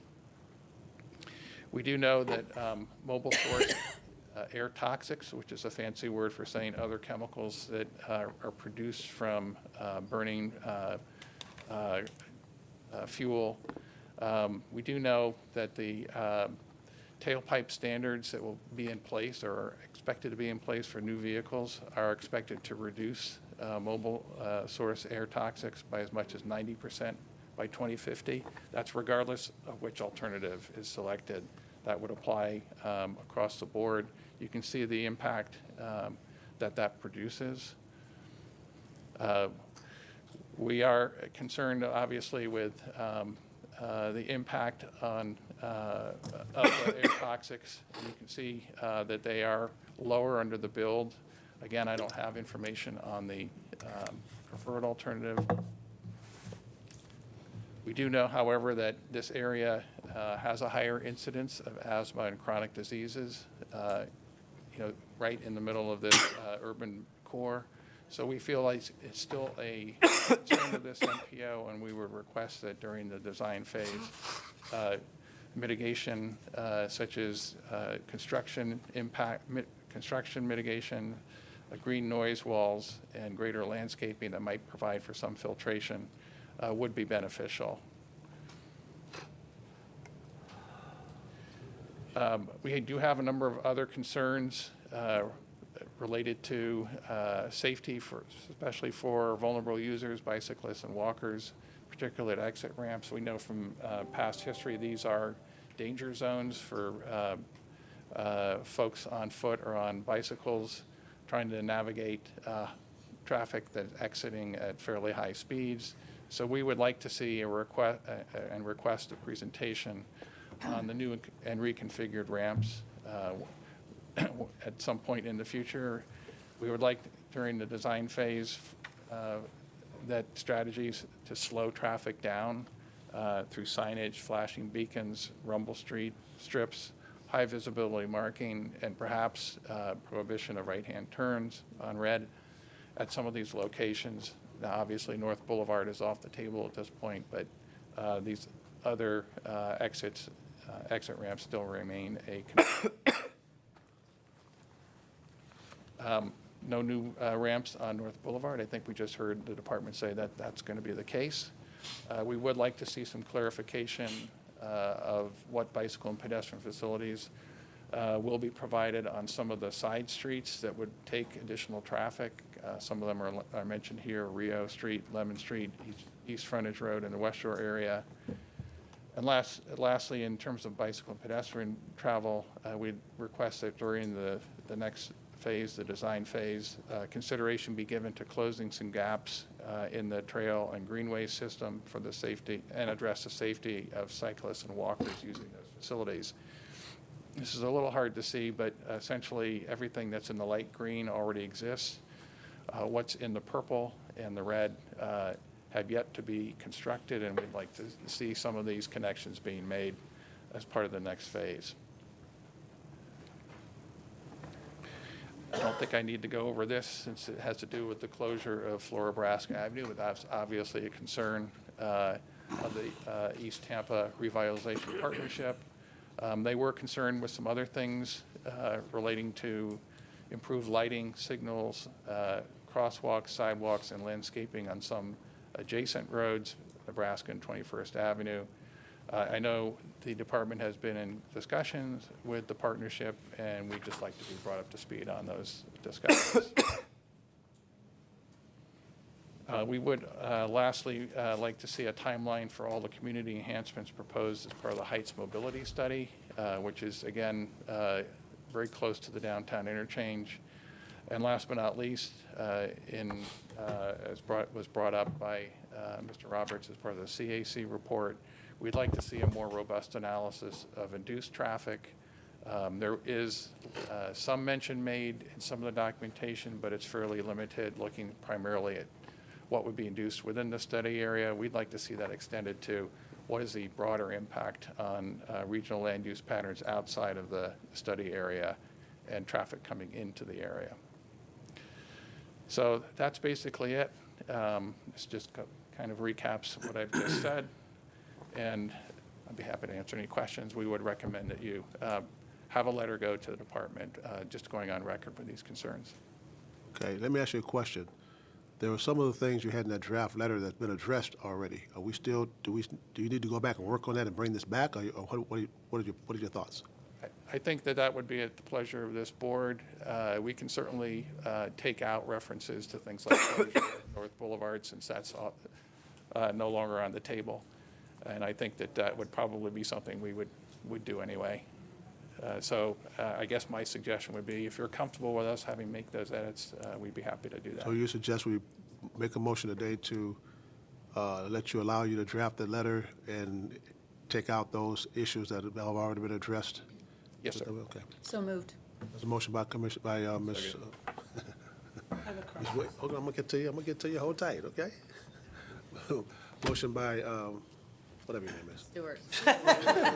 Who seconded it? Who seconded it? Stewart. Councilman Citro. Citro. Okay. Questions? Commissioner Kemp, be recognized. Thank you. Yeah, a couple of the edits I'm concerned about. Floribra, I think, is an obvious one. But I think that there was something in there saying that the air issues would be, according to our modeling, that air pollution or concerns could be mitigated by widening the road. I guess it's kind of what the response is in there. And I just wanted to say, just in general terms, one is that I had and I have expressed concerns about this because there has been watershed studies done in just the last few years about air quality. If we saw the map, I think that that's really important. But the other thing you said is tailpipe emissions would go down by 90%. I've thought that electric cars would be, which I do believe will be, will be much more robust in the future, if not total electric cars or electric vehicles. But what I've learned now is that a huge part of the dangerous particulate matter and pollution comes actually from tires and brake dust, and that is extremely toxic and horrible, and that will not change. And that we also, as you said, noted that there huge exposure for asthma, cardiovascular disease, even seeing cancer and dementia. So I'm just concerned about that in particular, and that reference in the letter that kind of minimizes the impacts of expanding I-275 north of downtown, and saying that somehow those air quality impacts won't, we will not be that extreme. Okay. Alderman, you recognize. Thank you very much. I really appreciate a lot of the comments that were made in here, especially adding the issue associated with readdressing the premium transit study and making sure that CSX as a regional project is something that is brought back to the table as far as our long-term plan. But in relationship to the air quality concerns, item 7 talks about the cost to the city for operation and maintenance of community impact mitigation. Community impact mitigation oftentimes requires the city to cover the cost and maintain the actual landscaping that actually is one of the primary methods, other than noise walls, of addressing the environmental impacts. So our policy as a state, I believe, and please correct me if I'm wrong, is that the FDOT negotiates with the municipalities to offload the responsibility of maintaining the landscaping, which is one of the primary methods of addressing air quality and impact. And I would like to find a way to readdress that relationship, because if we can't, if the city is unable, cities, and I'm not talking about just Tampa, but Plant City and all of our communities that are smaller budgets, smaller tax revenue bases, that are actually being the primary mitigator of the environmental impact, there's something wrong with the policy. So in this particular item 7 and 8, if there's any addressing of the issues here, would be to address the fact that the municipality is unable to actually own that environmental impact that FDOT should. It's not really stated here, but we've asked them to address the environmental impact and the health policies. And as one who lives where there's braking and tires and, exhaust sitting in traffic, and absolutely understands the environmental impact of living along an interstate and that impact, having large, mature, quality landscaping matters along our corridors, and palm trees just don't do it. Maybe they do, but I think it would be important for us to readdress the issue when we're talking about the cost to city of our operation and maintenance of community impact mitigation, that conversation be in direct correlation with the environmental impacts associated with roads that go through municipalities, and as it pertains to our particular project, because we know that maintaining these roads and these highways and these overpasses is a burden that municipalities wrestle with. And I think, honestly, if the FDOT brings the road through the middle of our communities, that FDOT should actually take care of that, just like they do when they resurface those roads and then redesign them when they're over capacity. So I don't know where to put that or make it a motion in addition to this, but I think it does need to be addressed, either at a local level or at the state level. So Alden, you want to address that? Sure, just a brief response if I could. So you directed us at the end of the public hearing in June to look into options for how noise walls can be designed to have as much benefit as possible for community health and reducing the spread of emissions. So we are planning to come back to you with some best practice case studies from around the country and from around the world. We've already been talking with the District 7 staff about that. So we are going to continue to have a dialogue about how those strategies can be integrated into this project going forward, and expect to see that on a future agenda. Okay, and that addresses noise. And it Noise walls, specifically landscaping as well? addresses air quality. So how can those barriers do more for public health? Okay. But I'm also concerned about tree canopies and ways that we can use environmental methods to actually improve our air quality when we have a highway running through the middle of a municipal area. So, And that will be part of it. all right, thank you very much for your help. I appreciate it. Councilman Citro, you recognize. Thank you, Mr. Chair. I just want to thank Commissioner Overman for bringing that up. I also have constituents calling me with their concerns about junk, trash, and debris on the entrance ramps and exit ramps, and I'm trying to find out exactly who to go to. So if that can also be brought up, see who maintains, who upkeep, whether it's FDOT, whether it's the City of Tampa, whether it's Hillsborough County. I'd just like to get some information on that also. Thank you, Mr. Chair. Mr. Green, you recognize. Thank you, Mr. Chairman. I'm not sure if this came up when I stepped out for a moment, but item number 6, which deals with fiscal impact analysis. And this was done, was this done prior to option E, which the Secretary Yes. Yes, sir. outlined earlier? Will that be updated? The motion we have right now is to allow staff to draft the letter and make modifications concerning the presentation that we got from the Secretary this morning. Thank you.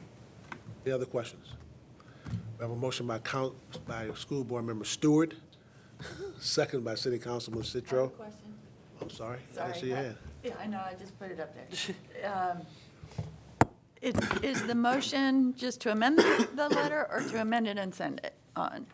Motion's amended and send it. Yeah, because the time is closing.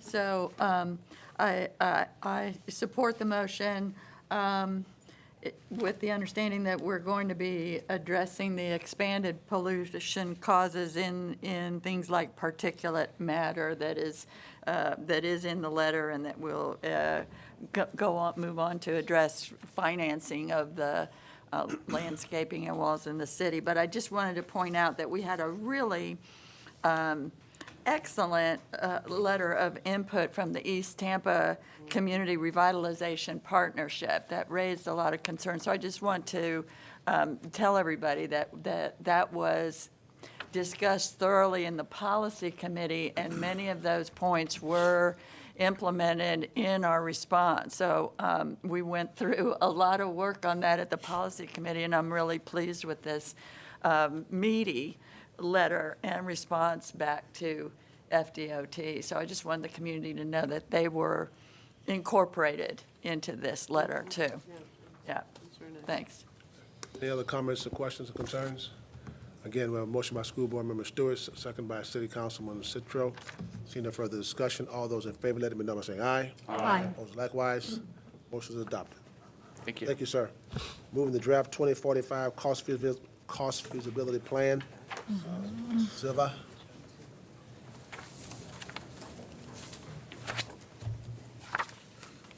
Almost there, almost there.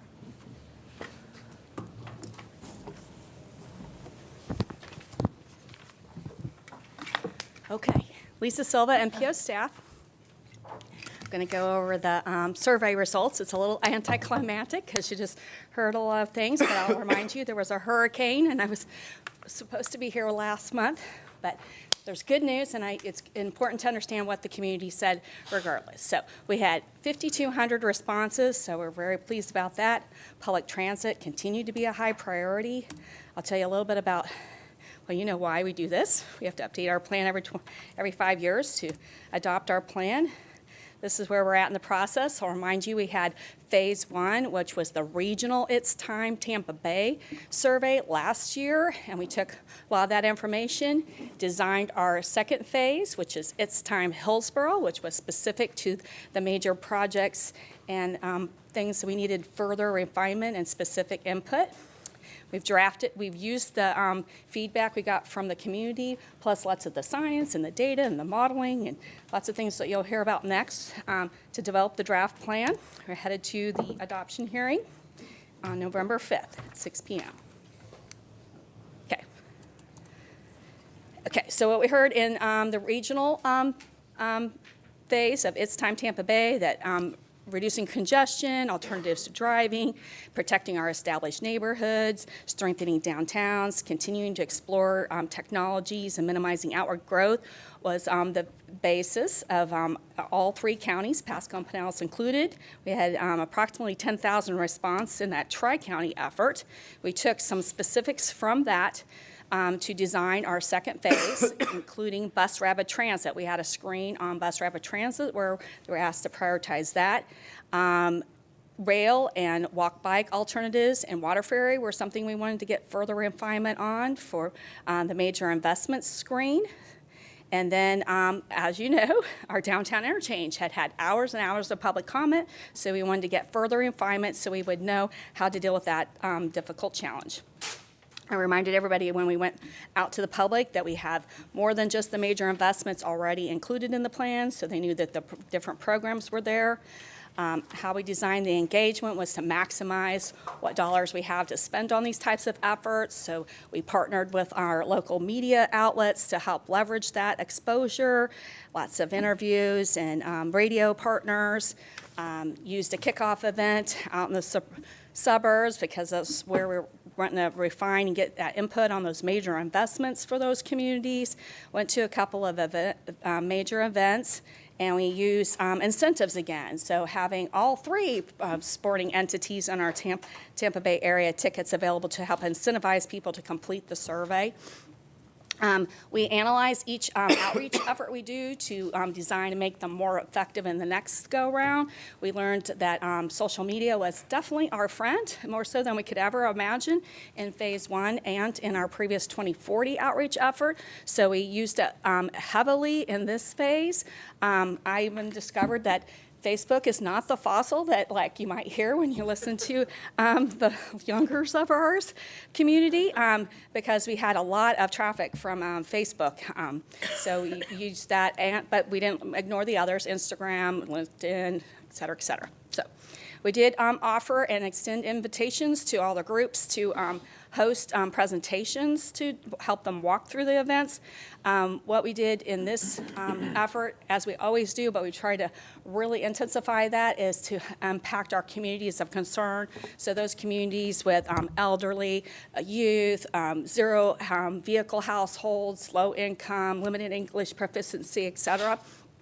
Or the darker blue areas, so that's where we target our efforts. We also had our first ride-alongs. We partnered with Heart, and they allowed us to bring our iPad surveys and paper surveys right onto the bus, and we had everyone on the bus participate that was willing for 9 different routes, and they were the ones that traversed most of our communities of concerns. There's a packed room up in the Keystone, Odessa area of one of our events. We did use MetroQuest again. It's an online engagement tool. It is not scientifically, statistically significant, but it is what we've found as the most effective tool to reach the most people in the most comfortable way. They can do it any time of day, take as long as they want to provide detailed feedback, to understand each and every question. And did I mention we had 10,000 last time, 5,000 this time? So that's a lot more than you would see at a public hearing.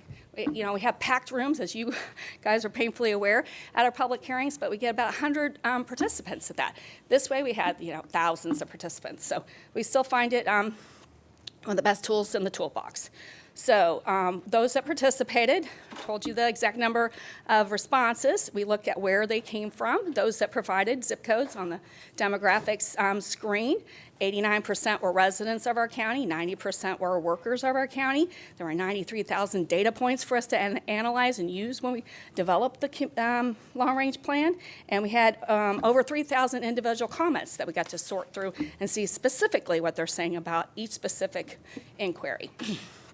This is a representation of where that 89% and 90% response rate is throughout our county. So we like to see that we have blue spread out on all the corners of the county. So we see that reaching out all over was successful. This tells you a little bit about those that answered the question on the fifth screen about demographics. We're still getting more than our census data is of the higher income and less of the lower income, so we still strive to improve upon that as we design the next ones.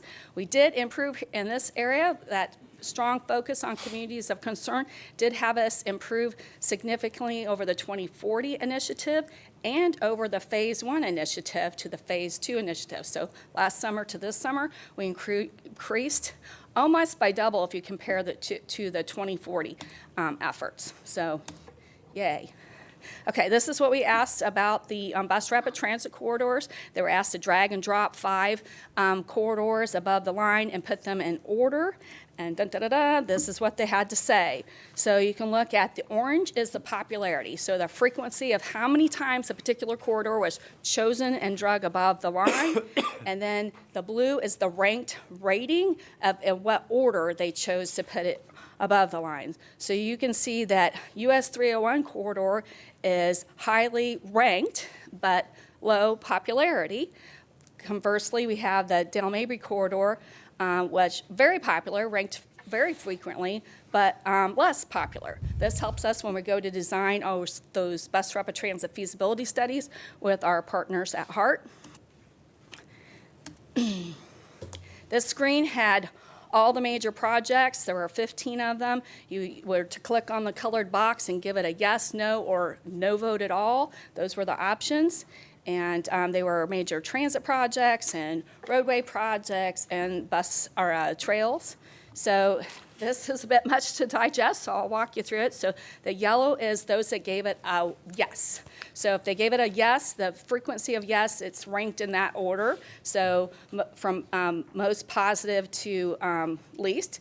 Then over is the blue, those that gave it a no, that went out of their way to vote against the project are over there. Then the those that abstained and just didn't vote at all on a particular major investment is the gray. So you can kind of see like, oh, voting on the water transit, but those that did gave it positive results.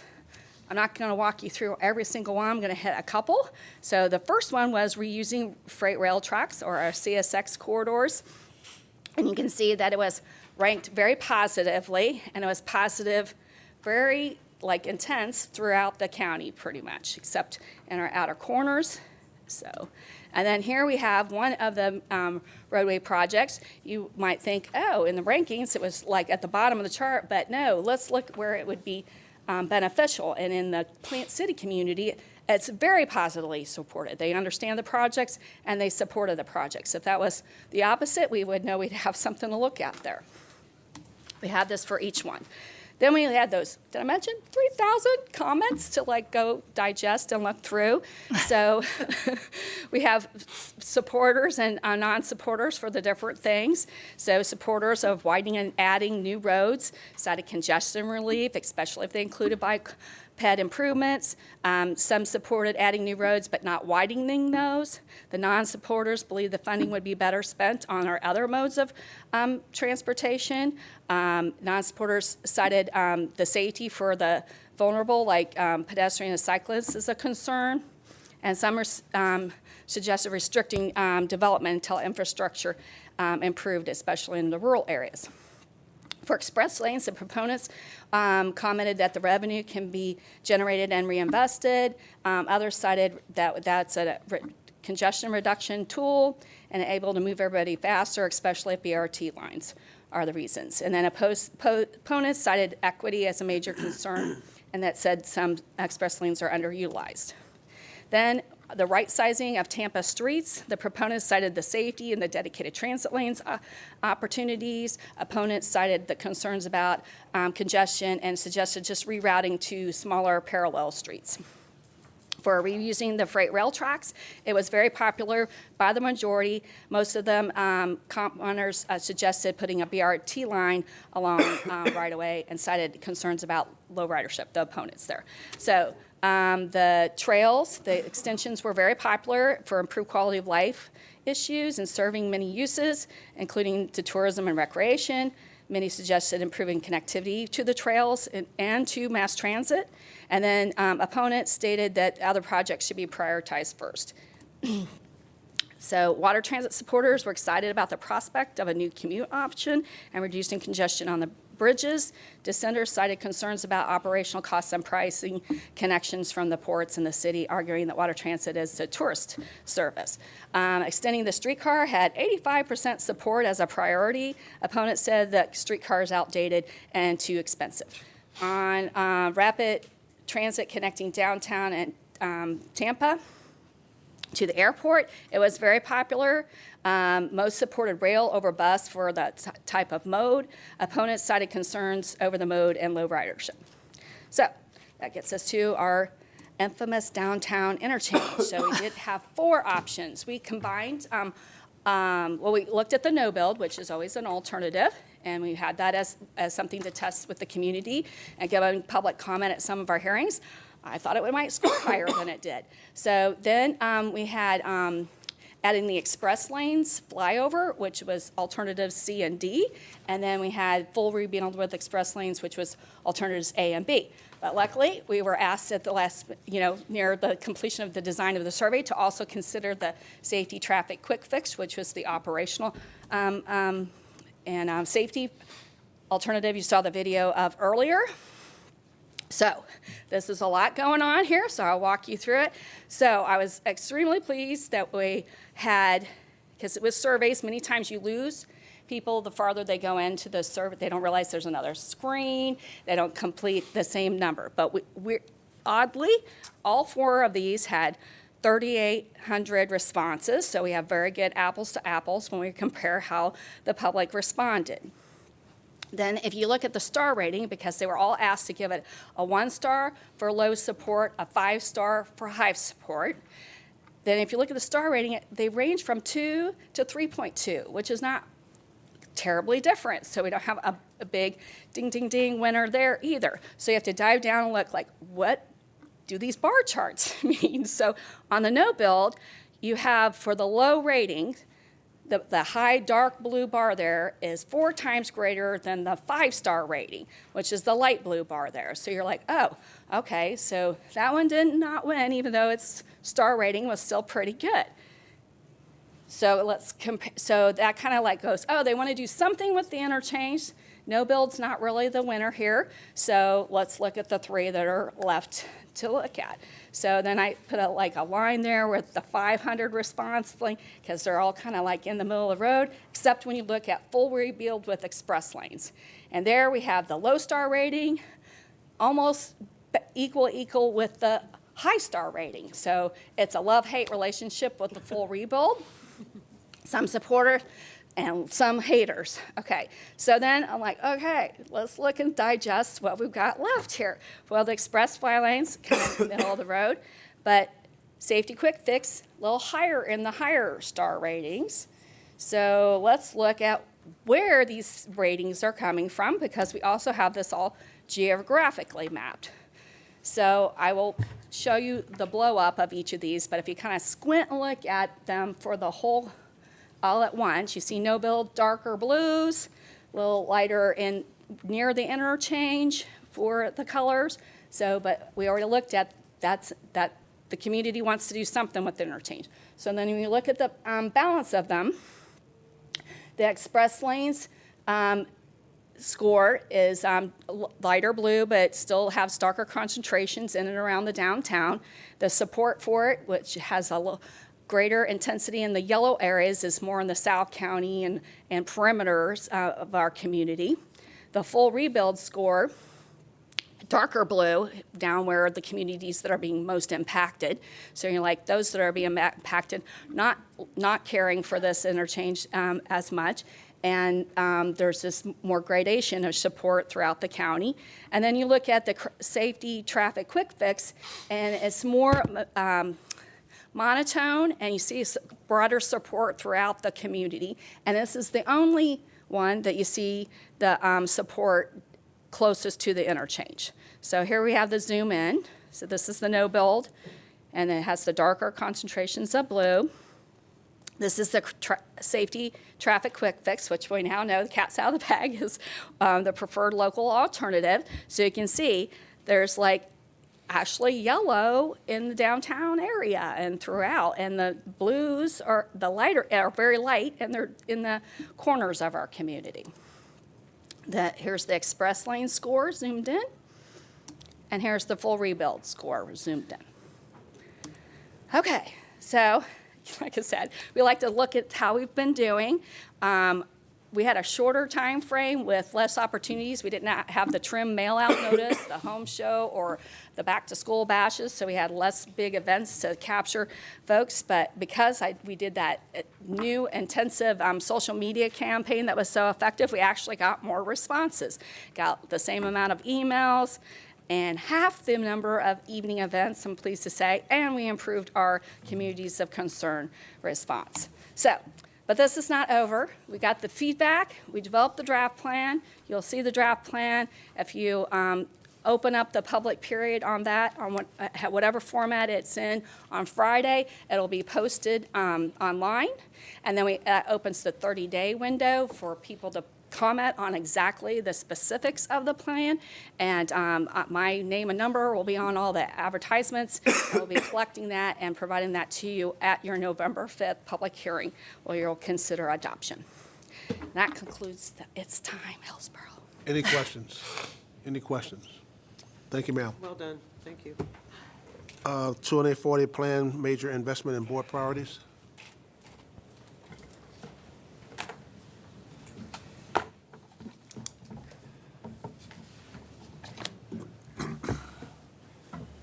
Get these colds.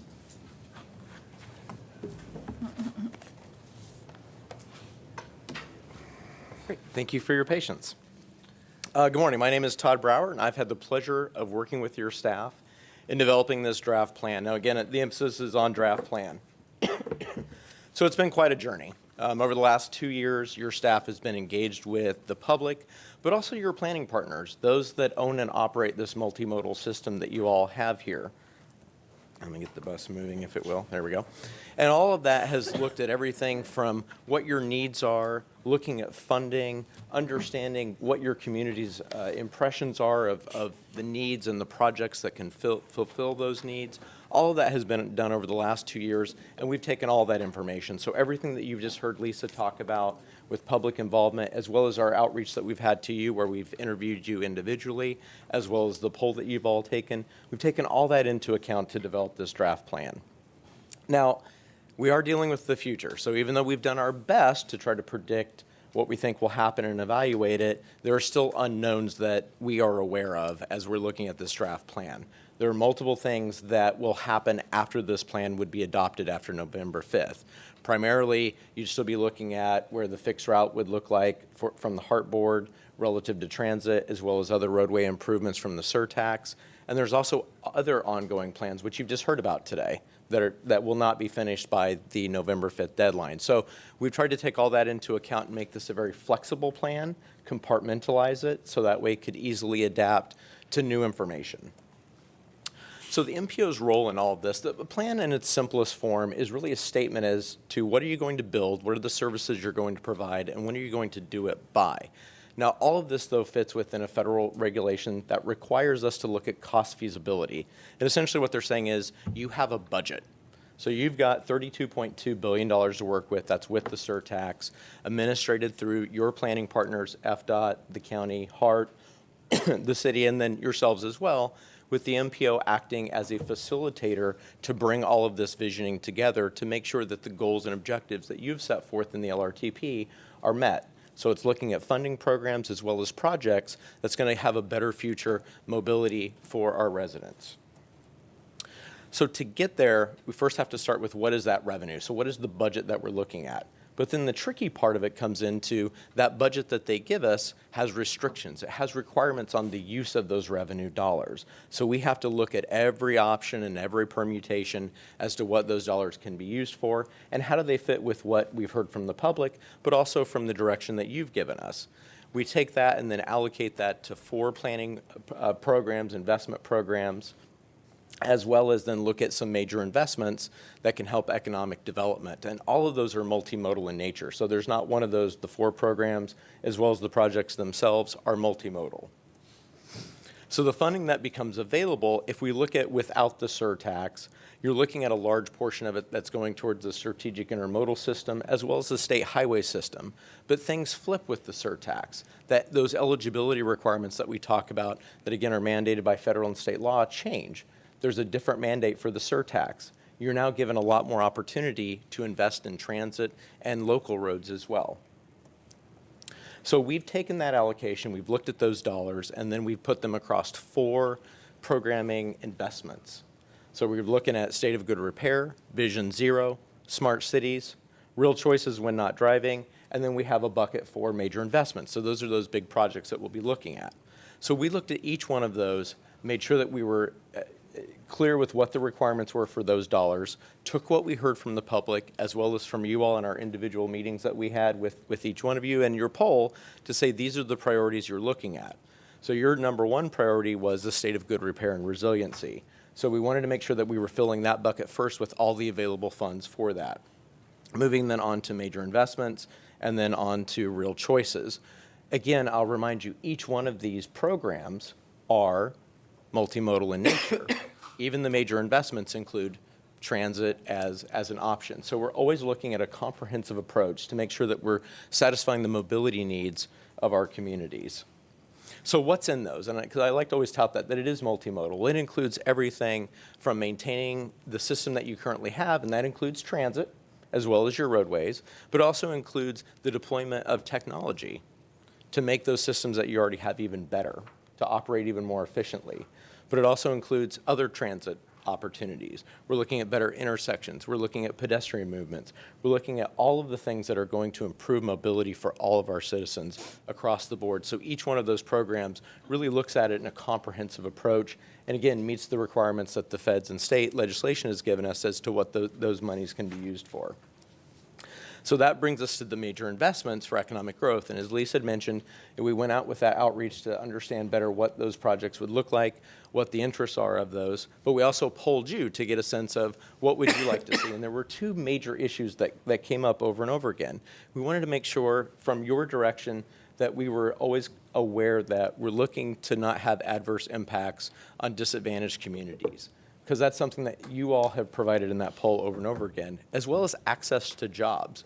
So as we look at each one of those projects moving forward and as plans progress, we'll continue to keep an eye for those issues as well as the other issues that you brought up, including the cost of transportation to users, job clusters, and making sure that we're reducing delay, but also maximizing ridership of any major project that we have.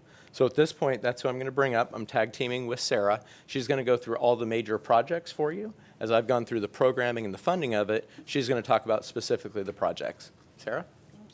All right, so over the past couple months, we've done some technical analyses to go along with looking at which projects we should include with this major investment category.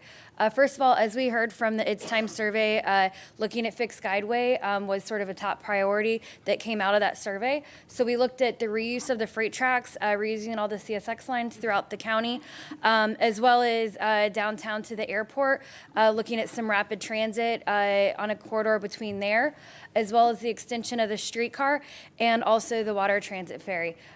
Through our initial ridership forecast, through our transit analysis, we saw that downtown to USF and downtown to the airport do continue to be sort of the strongest corridors as far as ridership potential, with also some strong to moderate on some of the additional spanning out CSX lines. And then as well as the water transit between McDill and South Shore, as well as downtown and St. Pete. As for the major economic projects on roadways, we first initially look at the strategic intermodal system. This is sort of FDOT's major roadway network to look at moving people and goods. Of that, what we heard also through its time is looking at new express lanes on I-4 and I-75, as well as the West Shore interchange is also a major project to consider. We also have included the expansion or widening of the Selman, both east and west of downtown. There is the CSX grade separation project near the port. We've seen that in some presentations as well as a TIP amendment earlier this year, trying to continue to move that project forward. As well as the downtown interchange. I think we've gone over that quite a bit this morning. There's also the addition of projects north of downtown on I-275.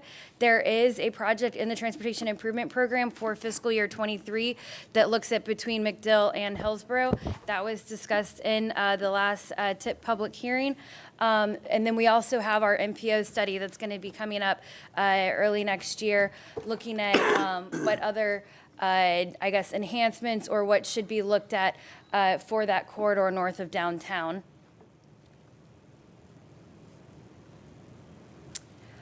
Our next set of projects that we look at are what we call our other major investments. This is looking at additional roadways. There's an additional sort of allocation of funds for non-strategic intermodal system roadways that can be applied to FDOT roads. So we've looked at, through our congestion analysis, considering which roadways have the best delay reduction. And the way that we calculated the delay reduction is we looked at what would occur if we were to implement no other projects other than what is funded for construction today versus if we were to implement these projects. So it's sort of looking at worst case scenario and then what would the delay reduction be on a project by project basis through the implementation of those improvements. The sort of top ones of the state roads off the SIS system that came out were US 301 just east of Palm River, sort of alleviating the I-4, I-75 interchange, as well as US 41 in South County.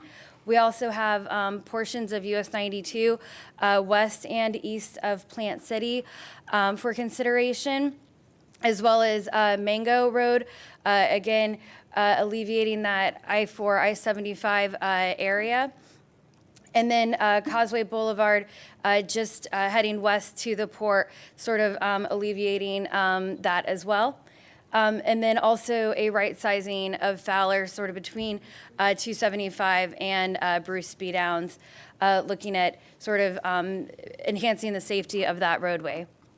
As far as county roads, we work closely with county staff to identify which roads should be included in the congestion analysis. And those dashed lines that you see up there are some of the top performing.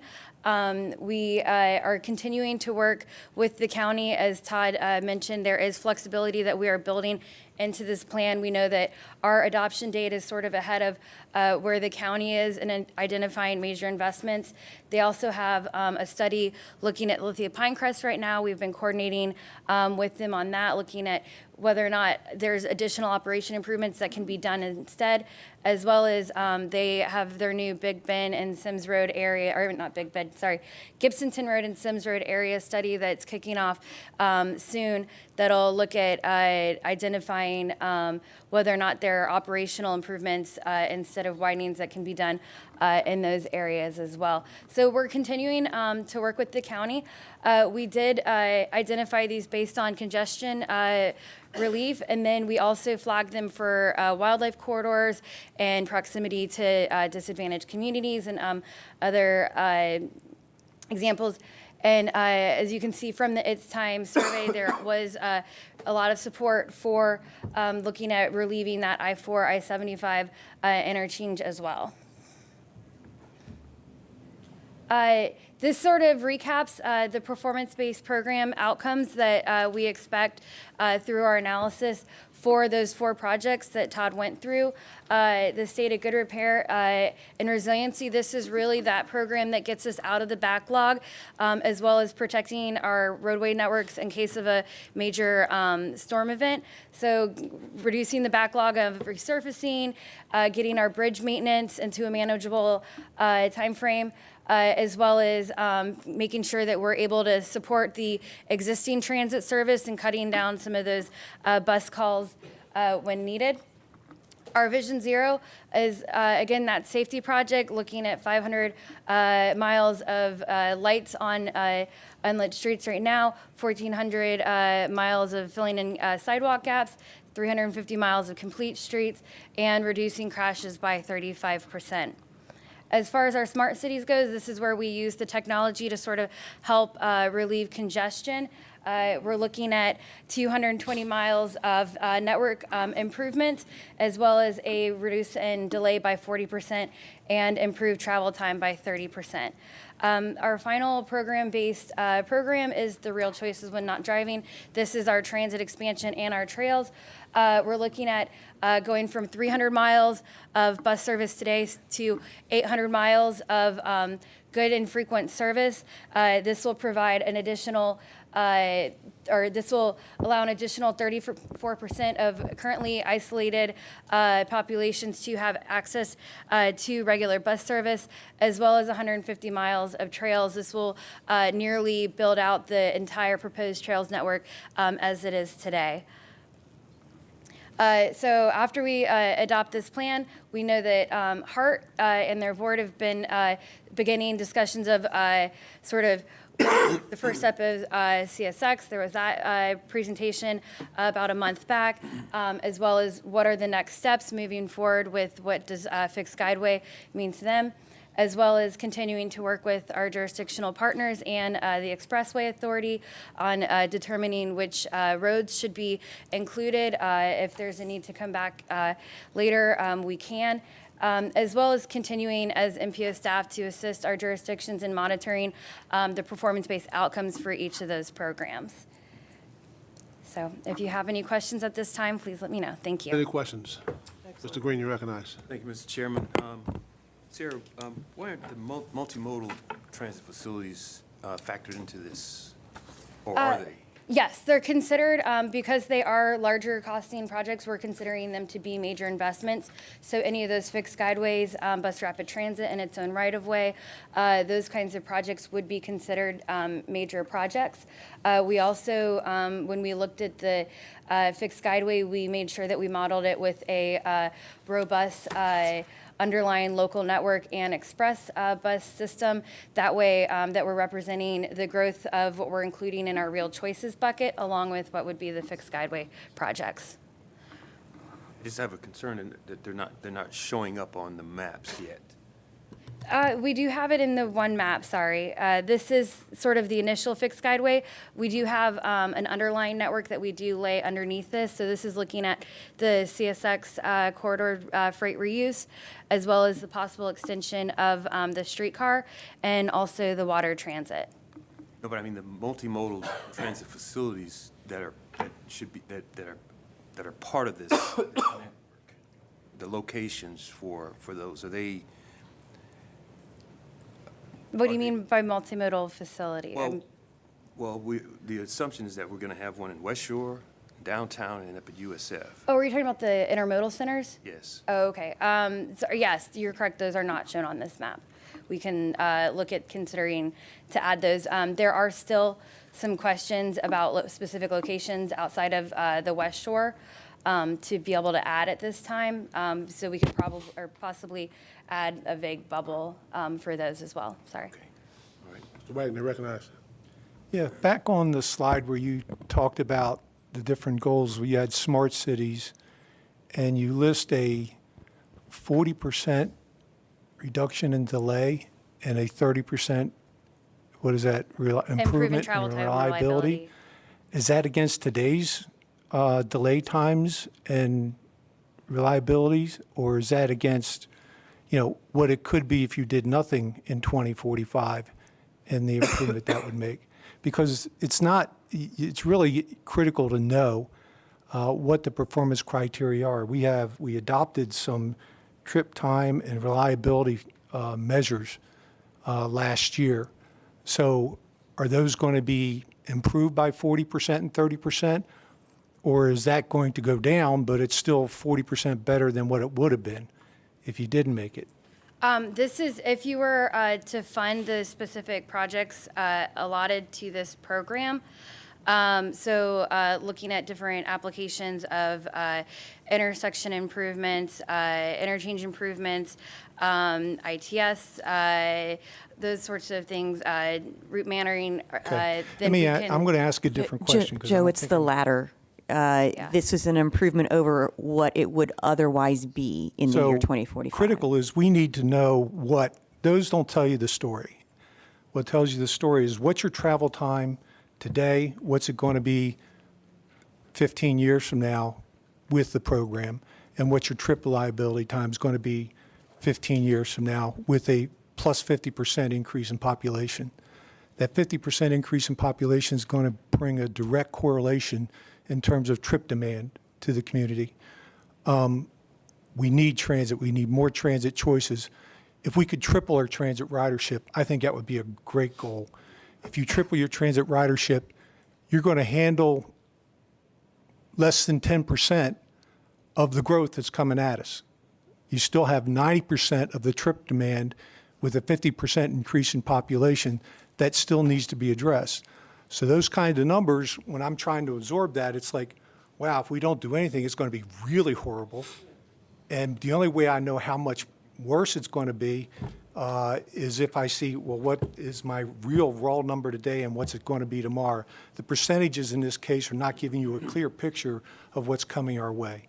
So I think we have to, it's transportation, it's not transit, it's not highways, it's transportation.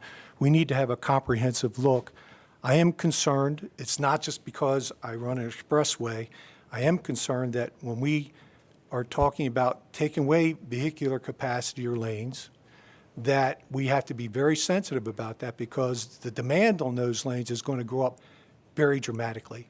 If you can get a banker's holiday today where schools are off and nobody's going to work and it's an easy day travel, when you get 5-10 years from now, there will be no banker's holidays because the off day is going to look like today in terms of trip demand. And in 40 years, it's going to look twice as bad as today with the trip demand we see coming at us. So we need to have real numbers that we can see and measure by. A 40% worse than it would be if you did nothing is not telling this group what's coming their way. Thank you. We can clarify that. Any other questions or comments? Yeah. I have a question. I'm sorry, Mayor. So, in this plan, this is not where we have the projects ranked then, correct? 1, 2, 3, all the way through? They are ranked in the table in the document.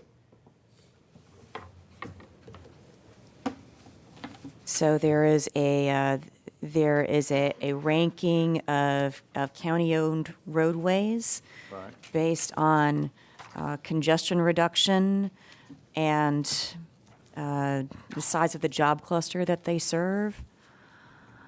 So the rankings are there, okay. So I have, if I don't mind, I would like to ask our district secretary a couple of questions, if you don't mind, about that. Secretary?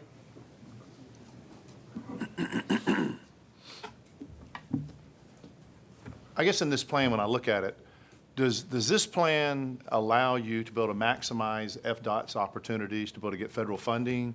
Is there anything in this plan that slows down the process, hampers the process, or eliminates the opportunity to get federal funding? Because if I look at this plan, the majority of the dollars is going to become, or either going to be the county's dollars, the state dollars, and then obviously the lion's share is the federal dollars. Okay, so in this plan here,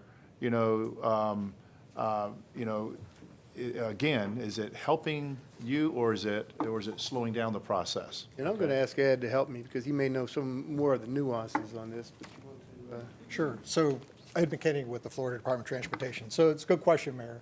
And in my opinion, this plan does prohibit and restricts the department from moving forward with some of our strategic intermodal system projects. Mainly, the way this plan is presented, it does restrict us moving forward with segment 7, which is downtown. I'll start with that, downtown to Bears. It addresses operational improvements to MLK, which is not the full length of the project. The project, as we've studied it, actually went up to Bears. This plan then takes the remaining portion and actually skips over MLK to Hillsborough and then goes from Hillsborough to Bears. and ties them to a study that has yet to be determined, which is the Boulevard study. So that, yes, it restricts us. Currently in the plan, currently in the TIP, we have, I can't see that without my glasses. In 23, we have $40 million that's programmed for that portion of interstate. If we move forward with this, with the long-range plan as it's shown, we put ourselves in jeopardy of losing that money, because what this plan says is the department can't do anything until after a boulevard study is completed. We don't believe that's appropriate, and we don't believe that's what we've been working on over the last 20-something years that we've been talking about interstate improvements. It doesn't address the improvements needed, such as we need more parallel facilities, such as State Road 60 widening, which is a strategic intermodal center, a strategic intermodal system project, as is 92. So we have some concerns about the plan and our ability to move forward as Joe Wagner had presented. You know, we've got congestion coming at us in huge numbers. These aren't small numbers. I mean, it's if you really understood the magnitude of of what's coming at us by 2045, we're going to be the size of Miami. And if you think about Miami, if you took Miami out of its existing place and you dumped it on Tampa with all its congestion and all its problems, and what Miami has going for it is they do have that robust transit system. They do have express bus. They do have light rail. They have heavy rail. They have all of those things. We don't have those things, but yet we're going to have that demand. So how do we handle that demand on the existing system? And my concern with this plan as it's presented is that this doesn't get us there. This doesn't get us that, folks that are coming from Pasco County and to Hillsborough County to go to work every day. It doesn't address that. It doesn't provide for an opportunity for us to introduce some bus rapid transit opportunities, because and what it does is, if you do that, it's going to put a huge cost on that rapid transit system, because they're going to have to build their own infrastructure. As part of Segment 7, that infrastructure was built in the cost of that project, so the interstate road construction would handle that.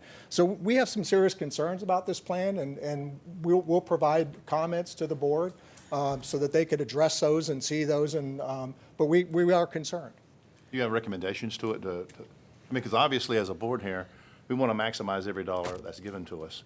And obviously, time, to me, is our biggest enemy we have right now, okay? So any plan that we have that's going to slow down, right, rail, roads, any process, to me, it gives us less opportunity to be able to hit the 2045 goals that we're trying to assess.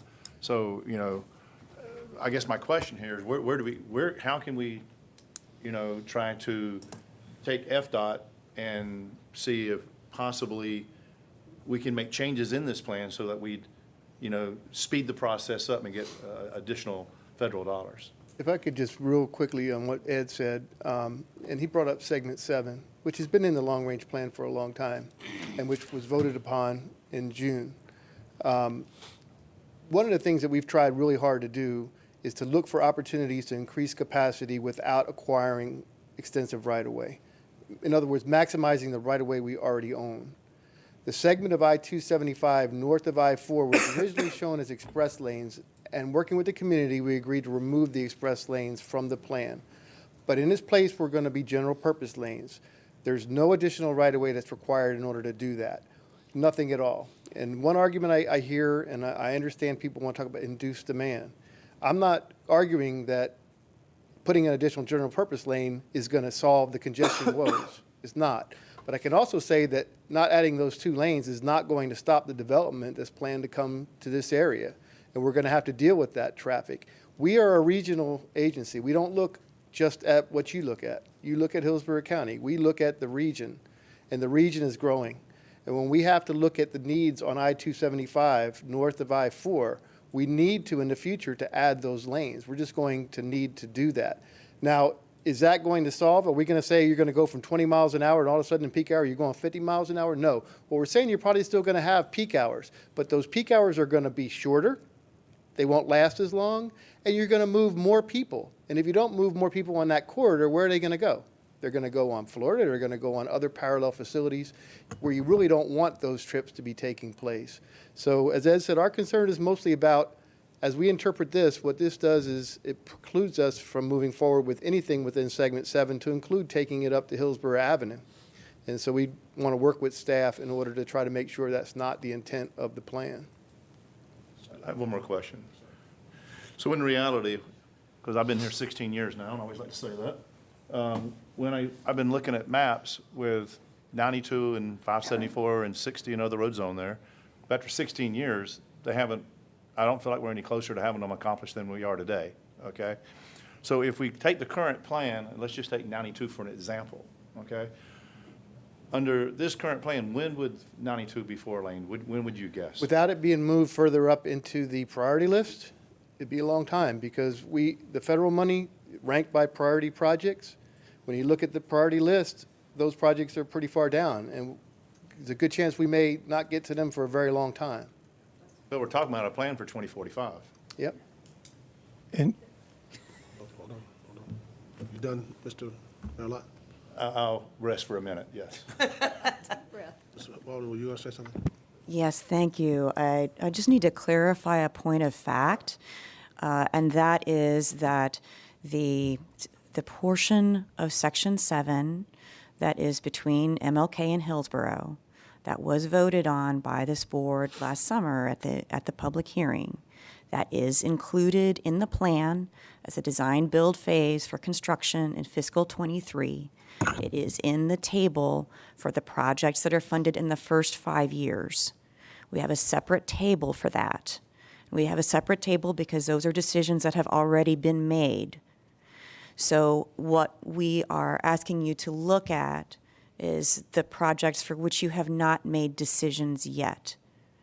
So far, you have asked your staff to look at different alternatives for Section 7. And so that's what we've identified as a note in the plan, that we'll be doing this study. After the study is done, we'll come back, remove that note, describe what are the improvements that come out of that study. The funding, the segment, the identification of all of that, that's all in the plan, it's in the table, it's on the maps. If you'd like us to change the description, we can change the description. We've done our best to reflect the decisions that you've made so far. I would suggest just as a CIS facility, most of the time we plan the CIS facilities, we work with the MPOs, and we've always had this in the plan. What I would suggest is, I understand there's a study that's going to be done. We don't know what the results of that study are going to be. If that study comes out with something that you want to change, what's been in the plan for 20 years, then at that point would be the appropriate time to make that change. But at this point, just take it out and say we're going to hold it hostage until a study that we don't even know when it may be determined, I don't think that's going to allow us to do certain things that we'd like to do for future planning. So we're competing. We're competing as a region. If it's not in your plan, it's not very easy for us to compete. There are a lot of projects that I think this board agrees on with you that we can work together on. We do update this plan every 5 years. There are a lot of unknowns, as you've mentioned, in this corridor north of downtown Tampa. You mentioned the BRT study that T-BARTA is doing. HART is also looking at transit improvements. There's a Heights mobility study. There are a lot of questions about what happens in this corridor. And I think it would be helpful to this board to have a little bit more time to sort through what is the right approach. And you will have that time because you would have to add it into your tip. Right. It's not like we're going to force it down your throat. But to change the plan, a lot of the planning documents, when we work with Federal Highway and we work with our folks to get approvals for setting things up for the future, you're basically saying, let's put this thing on delay, and instead of, if it is decided we needed to add these lanes within our existing right-of-way in the future, you're going to delay it out that many years, and we're just going to be kind of waiting until you put it back in. Decide what you like. Somewhere, somehow, we got to work together and quit all this bickering. And I think it needs to start right now. Mm-hmm. Commissioner Overman, you recognize. Mr. Overman. What percentage, thank you. What percentage of this, or how dependent are these projects of our matching dollars for funding in terms of how they're being prioritized in the list? I think there's, these tend to correlate much with the surtax kind of categories. We were looking at how we were building these projects and looking at the planning associated with how we're growing. But I'm curious if given the way we have funding hopefully coming down the road, how much of this plan reflects the fact that we would have matching dollars to participate in this priority list? You mean for tax money? Not really. I don't think you're spending the tax money on our any roads. of these. I mean, I'm not talking about the LRTP. I'm talking about our projects. Yeah. Now, for instance, US 92 is a good example because it's not CIS, but we need to get federal MPO money in order to make those improvements. Right. If they're at the bottom of the priority list, we're not going to come in and say, no, you're not going to fund 1, 3, 5, and 8. We're going to go to number 24. We'll work with you on the priority list. But I think to the mayor's point is that most of the highway capacity projects in the county are at the very low end of the priorities. The CIS money, which we control, is the money that we're using for most of these major projects, like the interstate projects. That's all CIS money. Okay. It's strategic intermodal system money, and we don't get that based on our population of the state. We get that based on competing with other regions for that money. Right. And so that's why we're saying if you take it out of it, and our folks think we don't necessarily have planning consistency, that's an easy way to say, okay, you guys are pushed off to the side for a while. Now let's see what Miami wants, or what Orlando wants, or Jacksonville wants. We're not saying that we're going to come in here one day and surprise you and say, hey, we got all the money to build 4 lanes, additional lane each direction. What we're saying is at that point we would bring it to you and we would be able to have a discussion. But I would hate to see us just say we're waiting on a study that we have no idea what it's going to say. And we're going to basically say, well, we're not confident anymore over here. We want to wait until this study gets done. Well, we do that all the time. We're always waiting for a study. Unfortunately, that's why we don't get our fair share a lot of the times, to be honest. I mean, we're honestly always waiting for a study. But I do think that there is some consensus over, some of this list. I do feel your pain as far as expansion, especially in the East County area where we have a very, South and East County, a very lacking network of roadways in that particular area. And it's not necessarily because of the lack of transportation, it's the lack of space because of the way our land code has developed and allowed no connectivity in that area. So it is going to be a challenge. I know the county is addressing some of its, hopefully soon, some of our land code issues that would actually make it easier for us to be robust in our transit planning to be able to address some of those challenges. And that would change our priority list. It would actually end up changing it down the road. I don't think this is this, as you've said, this is not going to be a list that we're going to live with for the next 45 years. It's going to be a list that we're dealing with for the next 5 years. And I think we can probably put together a decent list of specific projects that if we need to move them up or down the list because of the way things are playing out in our growth patterns, we can do that in the future. I don't think we have to, we don't have to wait 5 years. We can add those, we make those changes. But to your point, having that conversation is important, but we also have to recognize where the dollars are and how our growth pattern is going to address that particular issue, especially when it comes to where we put houses, and where the jobs are. So, but I understand your question. Sorry. Mr. Wagner, you recognize.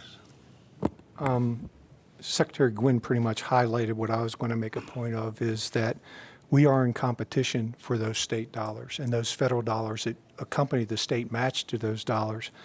DOT does their own 10, 20, and 30-year financial plans, and they do it on a first in, first out. If one region has identified projects 5 and 10 years out that are critical to them, and they put it on their priority list, and we don't have candidates in, then when we do put one in, we're still going to be second on the list, even if we're in that same time frame.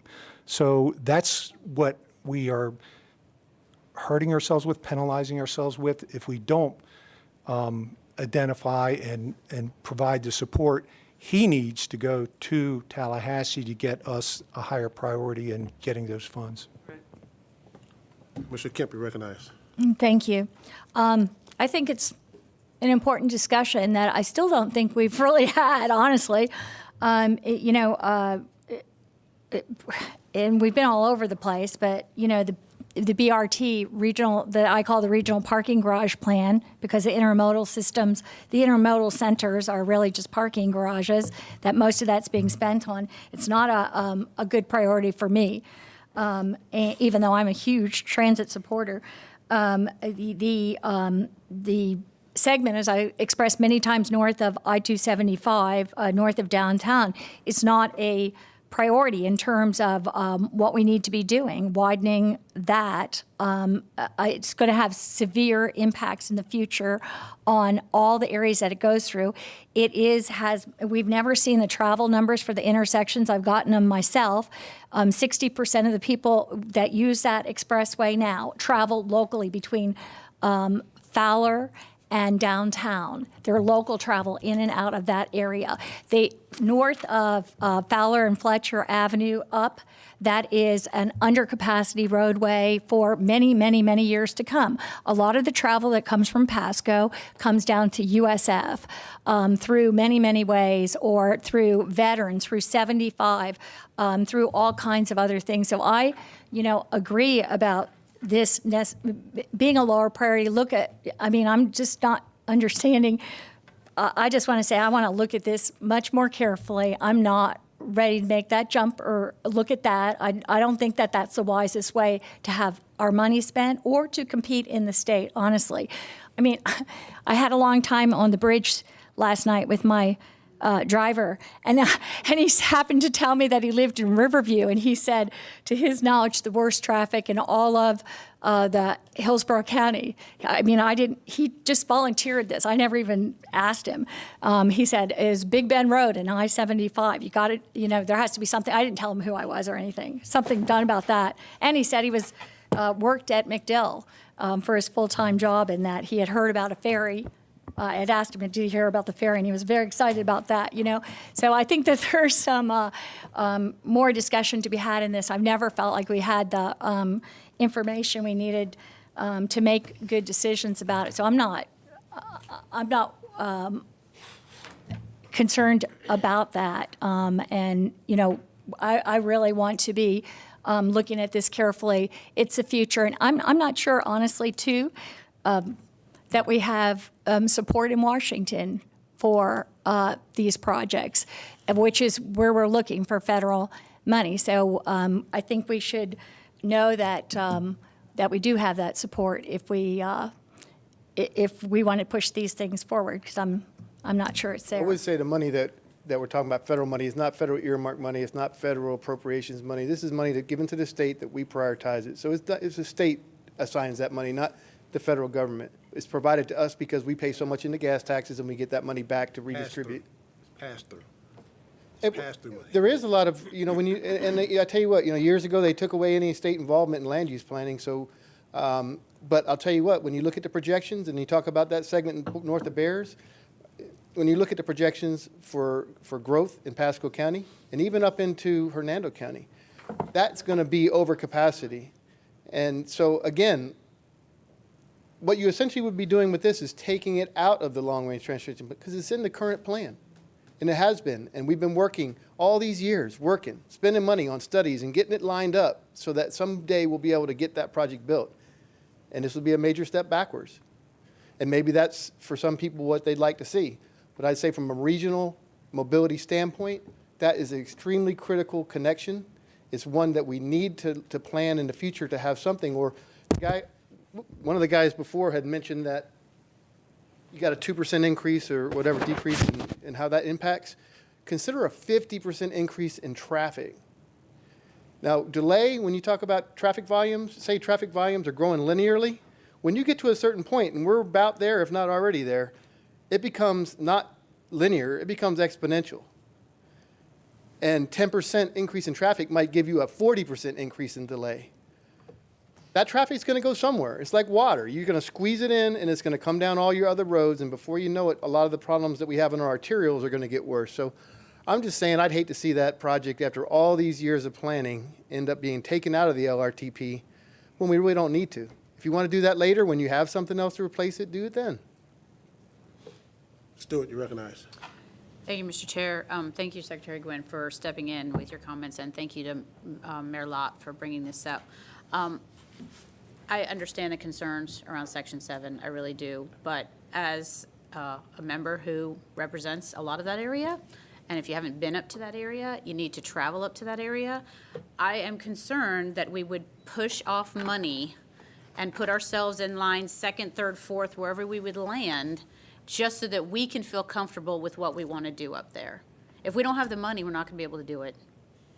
The bottom line is, if we do not get prioritized by the state and with the federal money, we're not going to be able to do anything. We'll be waiting even longer to finish what we need to do. So my question for you is, what do you need from us to make sure that we stay at the top of the priority list for the funding that needs to happen for this community and for the region? Because it's not just the community. It's not just Hillsborough County. We have to talk about this regionally.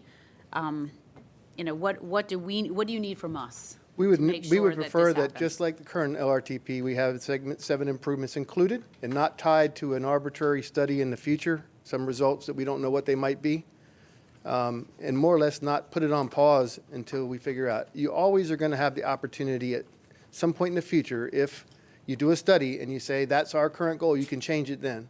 But it's like, why, if you were standing in line to pay your bill and you're not sure if you're going to buy something else, are you going to get out of line and say, oh, let me wait over here until I figure it out? You're going to stay in line, and then maybe at the last minute, maybe you go and run and get the thing. It's sort of like, we don't want to get ourselves out of the line and have to go all the way to the back. You know, there's been a lot of time and money over the years, many years, put in on segment 7.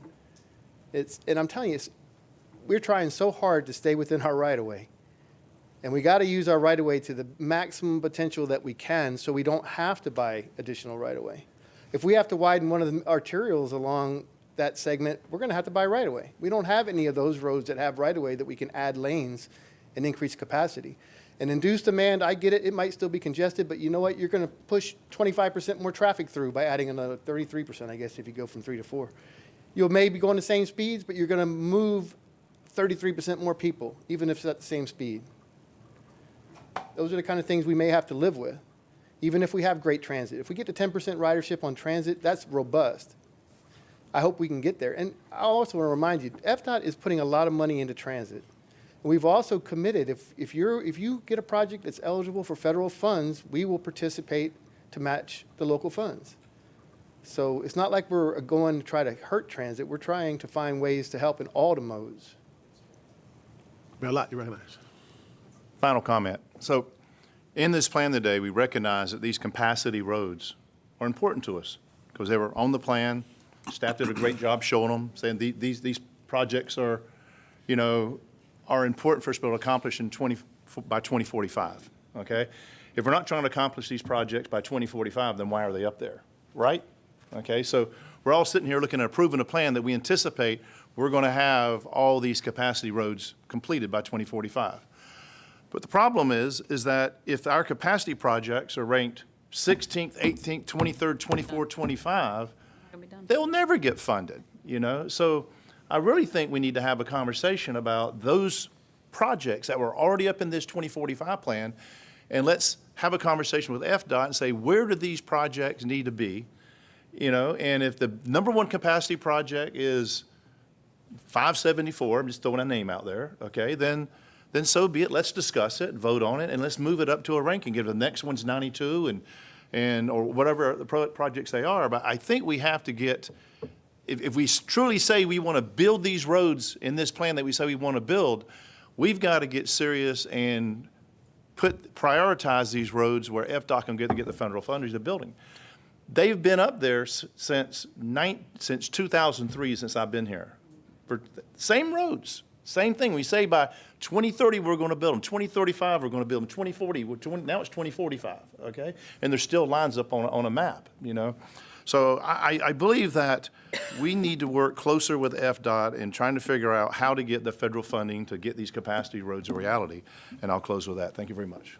Are there any other comments? Okay, we need to open this up for public comment.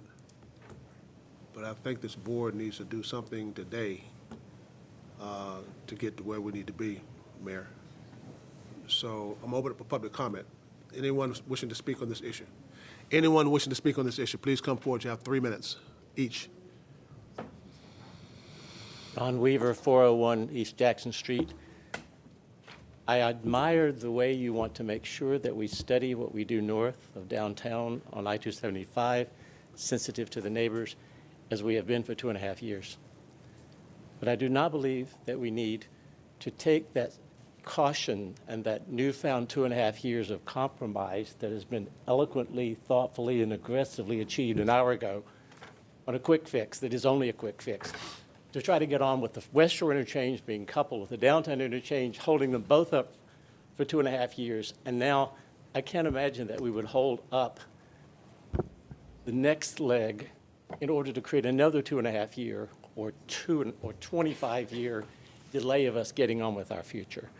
I think we need to take the concerns of the neighborhoods north of north of downtown and continue to give them our complete attention, but not to the distraction of the rest of the region's mobility, of putting not only our monies in place before other jurisdictions take them from us, but also making sure that as a public body, we give consideration to our future by funding and by planning that includes the necessary next links. And then, as has been mentioned by the DOT, if in a year or two something better can be found that needs adjustment, so be it. We've adjusted A, B, C, D, and E to option E today with this compromise and the quick fix and this interchange. If that's necessary in the north, so be it. But don't take away the crucial links north of downtown in those interchanges and keep us away from the money that we, for the last 2.5 years, have already made a lot of people very happy in Orlando and Jacksonville and Miami with the money for our future and our mobility and our children's mobility. Thank you. Thank you. Anyone else? Mr. Davidson, 3 minutes, sir. I won't need 3 minutes. I appreciate the discussion that you're having today from the mayor and Mr. Wagner. It's an important discussion. It should have taken place several years ago. But the bottom line is, if you have an illness, and this county has an illness, it has a transportation illness, why in heavens would you not want to take the therapy you have available instead of waiting for some hope of a cure in the future? It doesn't make any sense. You can always go for what you were talking about tearing down, but not to accept a therapy that is available, and that if you deny it now, you can't have it later, doesn't make any sense. So I would urge you to listen to the kind gentleman and to those people here. And I appreciate the discussion you had today. It's one of the best ones I've ever attended. Thank you. Anyone else? Anyone else? 3 minutes. I also echo Jim Davison's comments, and I do appreciate the discussion, and I do appreciate Mr. Gwen and FDOT's efforts and what they've done to mitigate impacts to the neighborhoods on that segment north of downtown. That the interstate is a regional asset. It is used by multiple counties. I live in Pinellas County. That is one of my major evacuation routes. If I ever had to use it, I have had to use it. The other thing is I am kind of surprised that anyone would say about having more conversations. We've had more conversations about 275 and Malfunction Junction for the last decades than we ever care to have. It's time for action. And also, I lived in Lutz for 30 years. I watched just north of me North Hillsborough and South Pasco grow like crazy. And what happened is exactly what Mr. Gwynn said. 275, that traffic went on to Florida Avenue and Nebraska and neighborhood roads, making them dangerous. So I just ask that, don't take something out of the plan. And the other comment I will make is I find it highly ironic, and this is why people get very frustrated, when this MPO is studying tearing down that portion while the state just gave T-BARTA money to study putting a BRT on it. I mean, there's something wrong here with this picture, and it needs to be fixed. Thank you. Anyone else? Anyone else? Okay. Let me say this. I spent 14 years in Tallahassee. I chaired a subcommittee on transportation before, when the Democrats were in control, when the Republicans took over, I still stayed on transportation. I watched Orlando and Miami get the bulk of the money for those 16 years I was there. Pissed me off, excuse my French. I still watch what goes on in Tallahassee, and guess what? Jacksonville now gets part of it, Orlando still gets it, and so does Miami. And we're sitting here fighting each other about what we should be doing and how can we get dollars and how we cannot get dollars. Someone needs to do something, and I'm willing to work with whomever we can to get this thing done. This board and DOT, FDOT, and our secretary needs to work on what we need to do to make sure that when we get those dollars and he goes up there to Tallahassee, where I spent 14 years and watched all those secretaries from across the state come up there and beg for money, and the ones from Orlando area and Miami area always walked away with it. I'm sitting there going, what the hell is wrong with us? It's time to bring it home. So whatever we need to do, let's get it done. I got 13 more months on this commission and on this board, hopefully. When I walk out of here, I want to make sure that we are on the same page trying to get those things done. So what are we going to do today? Amen. What are we going to do? Somebody make a motion, somebody say something. Or do I need to pass a gavel to make a motion to ask our board and the secretary to sit down and work something out and bring it back to us at the next meeting? Is that what I need to do? I think that's a grand idea. Okay, you're the chair, Mike. I make a motion that the secretary and his staff, and our MPO and her staff, sit down together and work something out about all these issues that we may have. And if Mr. Wagner, I know he works with an expressway area, and the mayor want to get involved in that without going through the sunshine issue, Mr. Clark, that they bring something back at our next meeting, which would be October the 9th. Oh, October the 9th? I'm sorry, when is our next board meeting? It's November the 5th. November the 5th, I'm sorry. November the 5th, that this board can discuss and work cohesively with some collegiality with the secretary. That's my motion. Second. Okay, we have a motion by Commissioner Miller, and we have a second by Mayor Lott, sorry, and school member Stewart. I don't come to one meeting, they forget me. Do we have any discussion? I think it's an excellent idea. And Mr. Green? Thank you, Madam Chairman. Was that motion to create a task force? No, it wasn't to create a task force. It's just working together. Sit down, our staff sit down with his staff. Okay. And work it out. We create another task force, guess what? Another 2.5 years. That's what I was getting at. Okay. All right. Thank you. Point of clarification? Yes. So at our next meeting is a public hearing to adopt the plan. In advance of that, we need to have a 30-day public comment period on the draft plan. I think it's pretty clear what needs to be changed in the draft plan to address the concerns that the secretary has raised this morning. I think we need to change the description of I-275 north of downtown Tampa so that it reflects the addition of 2 lanes, which is the recommendation out of the PD&E study that the department concluded earlier this year. I don't think that requires a lot of additional coordination. That's an easy change for us to make. If you'd like us to make this change, we'd be happy to do that. Sit down with him and work out the changes to be made. Now, let me ask you this. Have we advertised for a public hearing in November? Yes, It's been advertised. it's been advertised. Well, I think that between now and then, you all can get together and not you make the change, work with him and try to make it. I think that's what this board is talking about. But I think what we're talking about also is taking those capacity projects and reprioritizing them. Excuse so that me, they can but- get federal funding. We're not getting recognized here, I don't think, to have, but So we've got the statement that Ms. Alden's made, and I think the next person, did you still want to speak? I do, because I don't think Ms. Alden's comments encapsulate everything that, Secretary Gwen stated at the podium, which was about funding and making sure that our priorities are about funding and not about the projects. So I don't want, Ms. Alden's statements or comments about changes to the draft to be the only thing that are considered. I don't think that's the whole package. Secretary Gwen? Would you like? So I know I agree there needs to be, and I agree with the motion, there needs to be a healthy and robust conversation, but I don't think that's the only piece. I think there's more to it. Well, we can, and I don't, 30 days would be Monday, something like that. We can meet this week.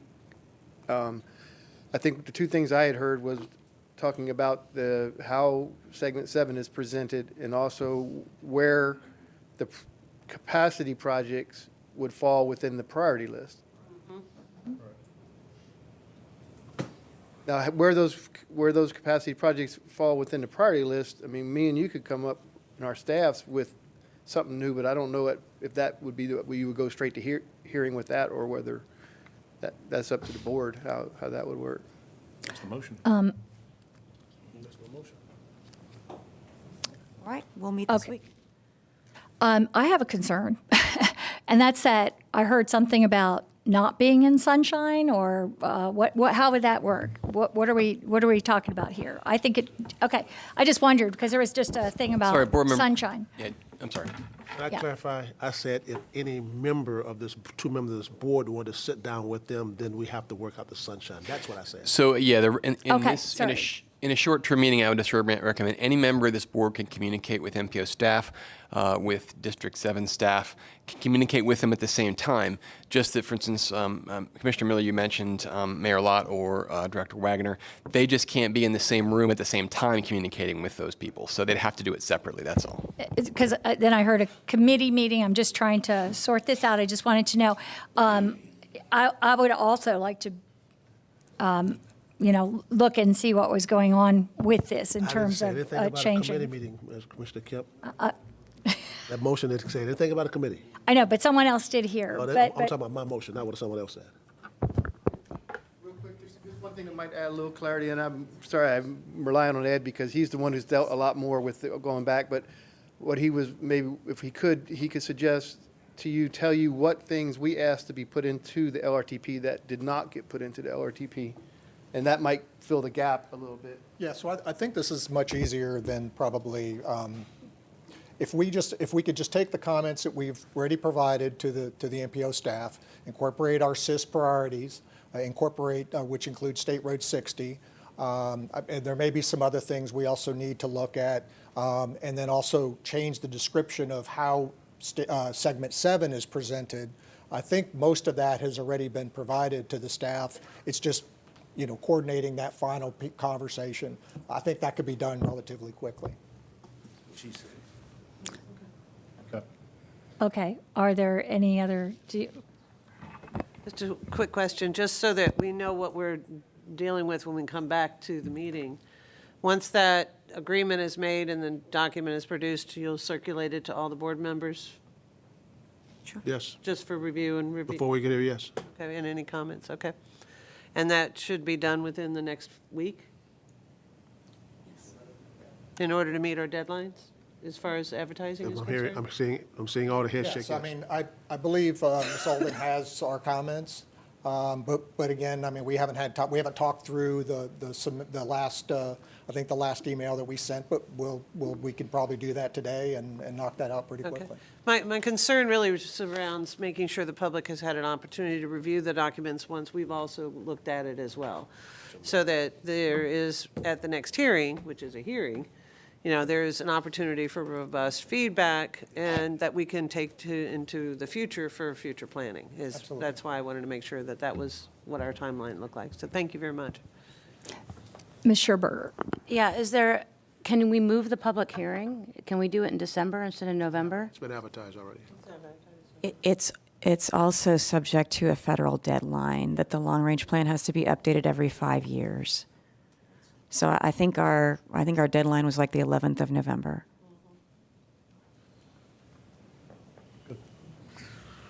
Sir, any further, Commissioner Smith? Yes, I just want to express the hope that as our MPO chair meets with the FDOT staff, the MPO chair and director, I'm sorry, director and staff, that what comes out of that is a true consensus with the two, not simply, oh, we don't like what we've seen the MPO bring, so we want the FDOT to take the reins again. I just want to express that hope that what happens here will be our MPO director representing the direction that she's gotten from the board here in those discussions. Is there any other discussion? Okay. Seeing none, we have a motion on the floor by Commissioner Miller and seconded by, I believe, Mayor Lott and School Board Member Stewart. Seeing no further discussion, all those in favor? Aye. Opposed? Okay. Okay. Now that we've corrected that all that stuff. Executive Director's report. Okay, very good. Thank you for the thorough discussion. No, we have a lot of difficult issues to grapple with, and it is a fine line to walk.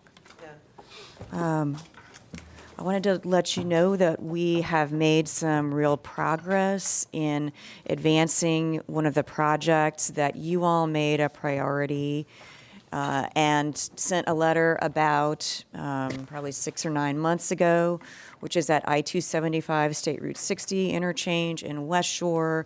That is a $1.5 billion project.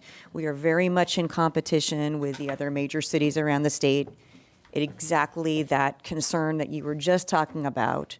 And advancing this project would be very timely if it could sync up in time with the reconstruction of the Howard Franklin Bridge and not go out for 2 phases of construction. We tried hard this past year, sending a letter of support. A number of the local governments also sent letters of support, Pinellas also. We were not able to get funding for construction this past year. So over this summer, I reached out to all of our legislative delegation members and met with them individually to seek their support for the project. I drafted a resolution of support that went to our legislative delegation, and the secretary spoke to that, and the legislative delegation supported the resolution. We're now bringing that to the Bay Area legislative delegation on November the 19th. And we are going to be working with the other MPOs from around the region to show solidarity and support for this very important project. Another item I want to make sure is on your agendas. On October 22nd, we have a policy committee meeting. We're going to be spending a lot of that meeting focusing on the department's update of the tentative work program. So that is the response to the priorities that you adopted at your hearing last summer, and we'll look at what the department was able to advance and assign dollars to, at least in this preliminary draft. Because of the timing of the legislative session this year, this board has to send its letter of comment about the draft tentative work program by the middle of November, and our only public meeting between now and then, other than the policy committee, is going to be our hearing to adopt the long-range transportation plan. So my proposal to you is, if you would like to look at the tentative work program and look at our letter of comments, please, please, please come to the policy committee on the 22nd of October so that we can have our discussion about the draft tentative work program. So that what we'll be bringing to you at the November public hearing is a draft letter of comment that'll be on your consent agenda so that we can allow the public to have their time to provide comments on the draft long-range plan. There is a table in this agenda packet. It's under the addendum, project fact sheets and updates. It's called Hillsborough MPO Project Highlights, FDOT Draft Tentative Work Program for fiscal years 21 through 25. So I'd like to draw your attention to that. Please feel free to call me between now and the 22nd, and I hope you can make it to that meeting. In the addendum, item B, project fact sheets and updates. The first bullet point there is Hillsborough MPO Project Highlights, FDOT Draft Tentative Work Program for fiscal years 21 through 25. So that's our preliminary list of projects to be funded in this year's update of the work program. We also have our joint board workshop with the HART Board scheduled for next week. That's a week from tomorrow, October 9th. That is going to be on the 18th floor. That is going to be more workshop format. So no actions at that meeting, but that's an opportunity to talk about the fixed guideway transit projects that are in the draft 2045 plan and where HART is going next, and how we're going to be working together to advance rapid transit projects. And of course, our next board meeting and public hearing, Tuesday, November 5th, 6 p.m., and that one will be on the second floor. Thank you. Any questions of Ms. Alden? Seeing none, is there any old business? Any new business? We adjourn. Good Thank meeting. you.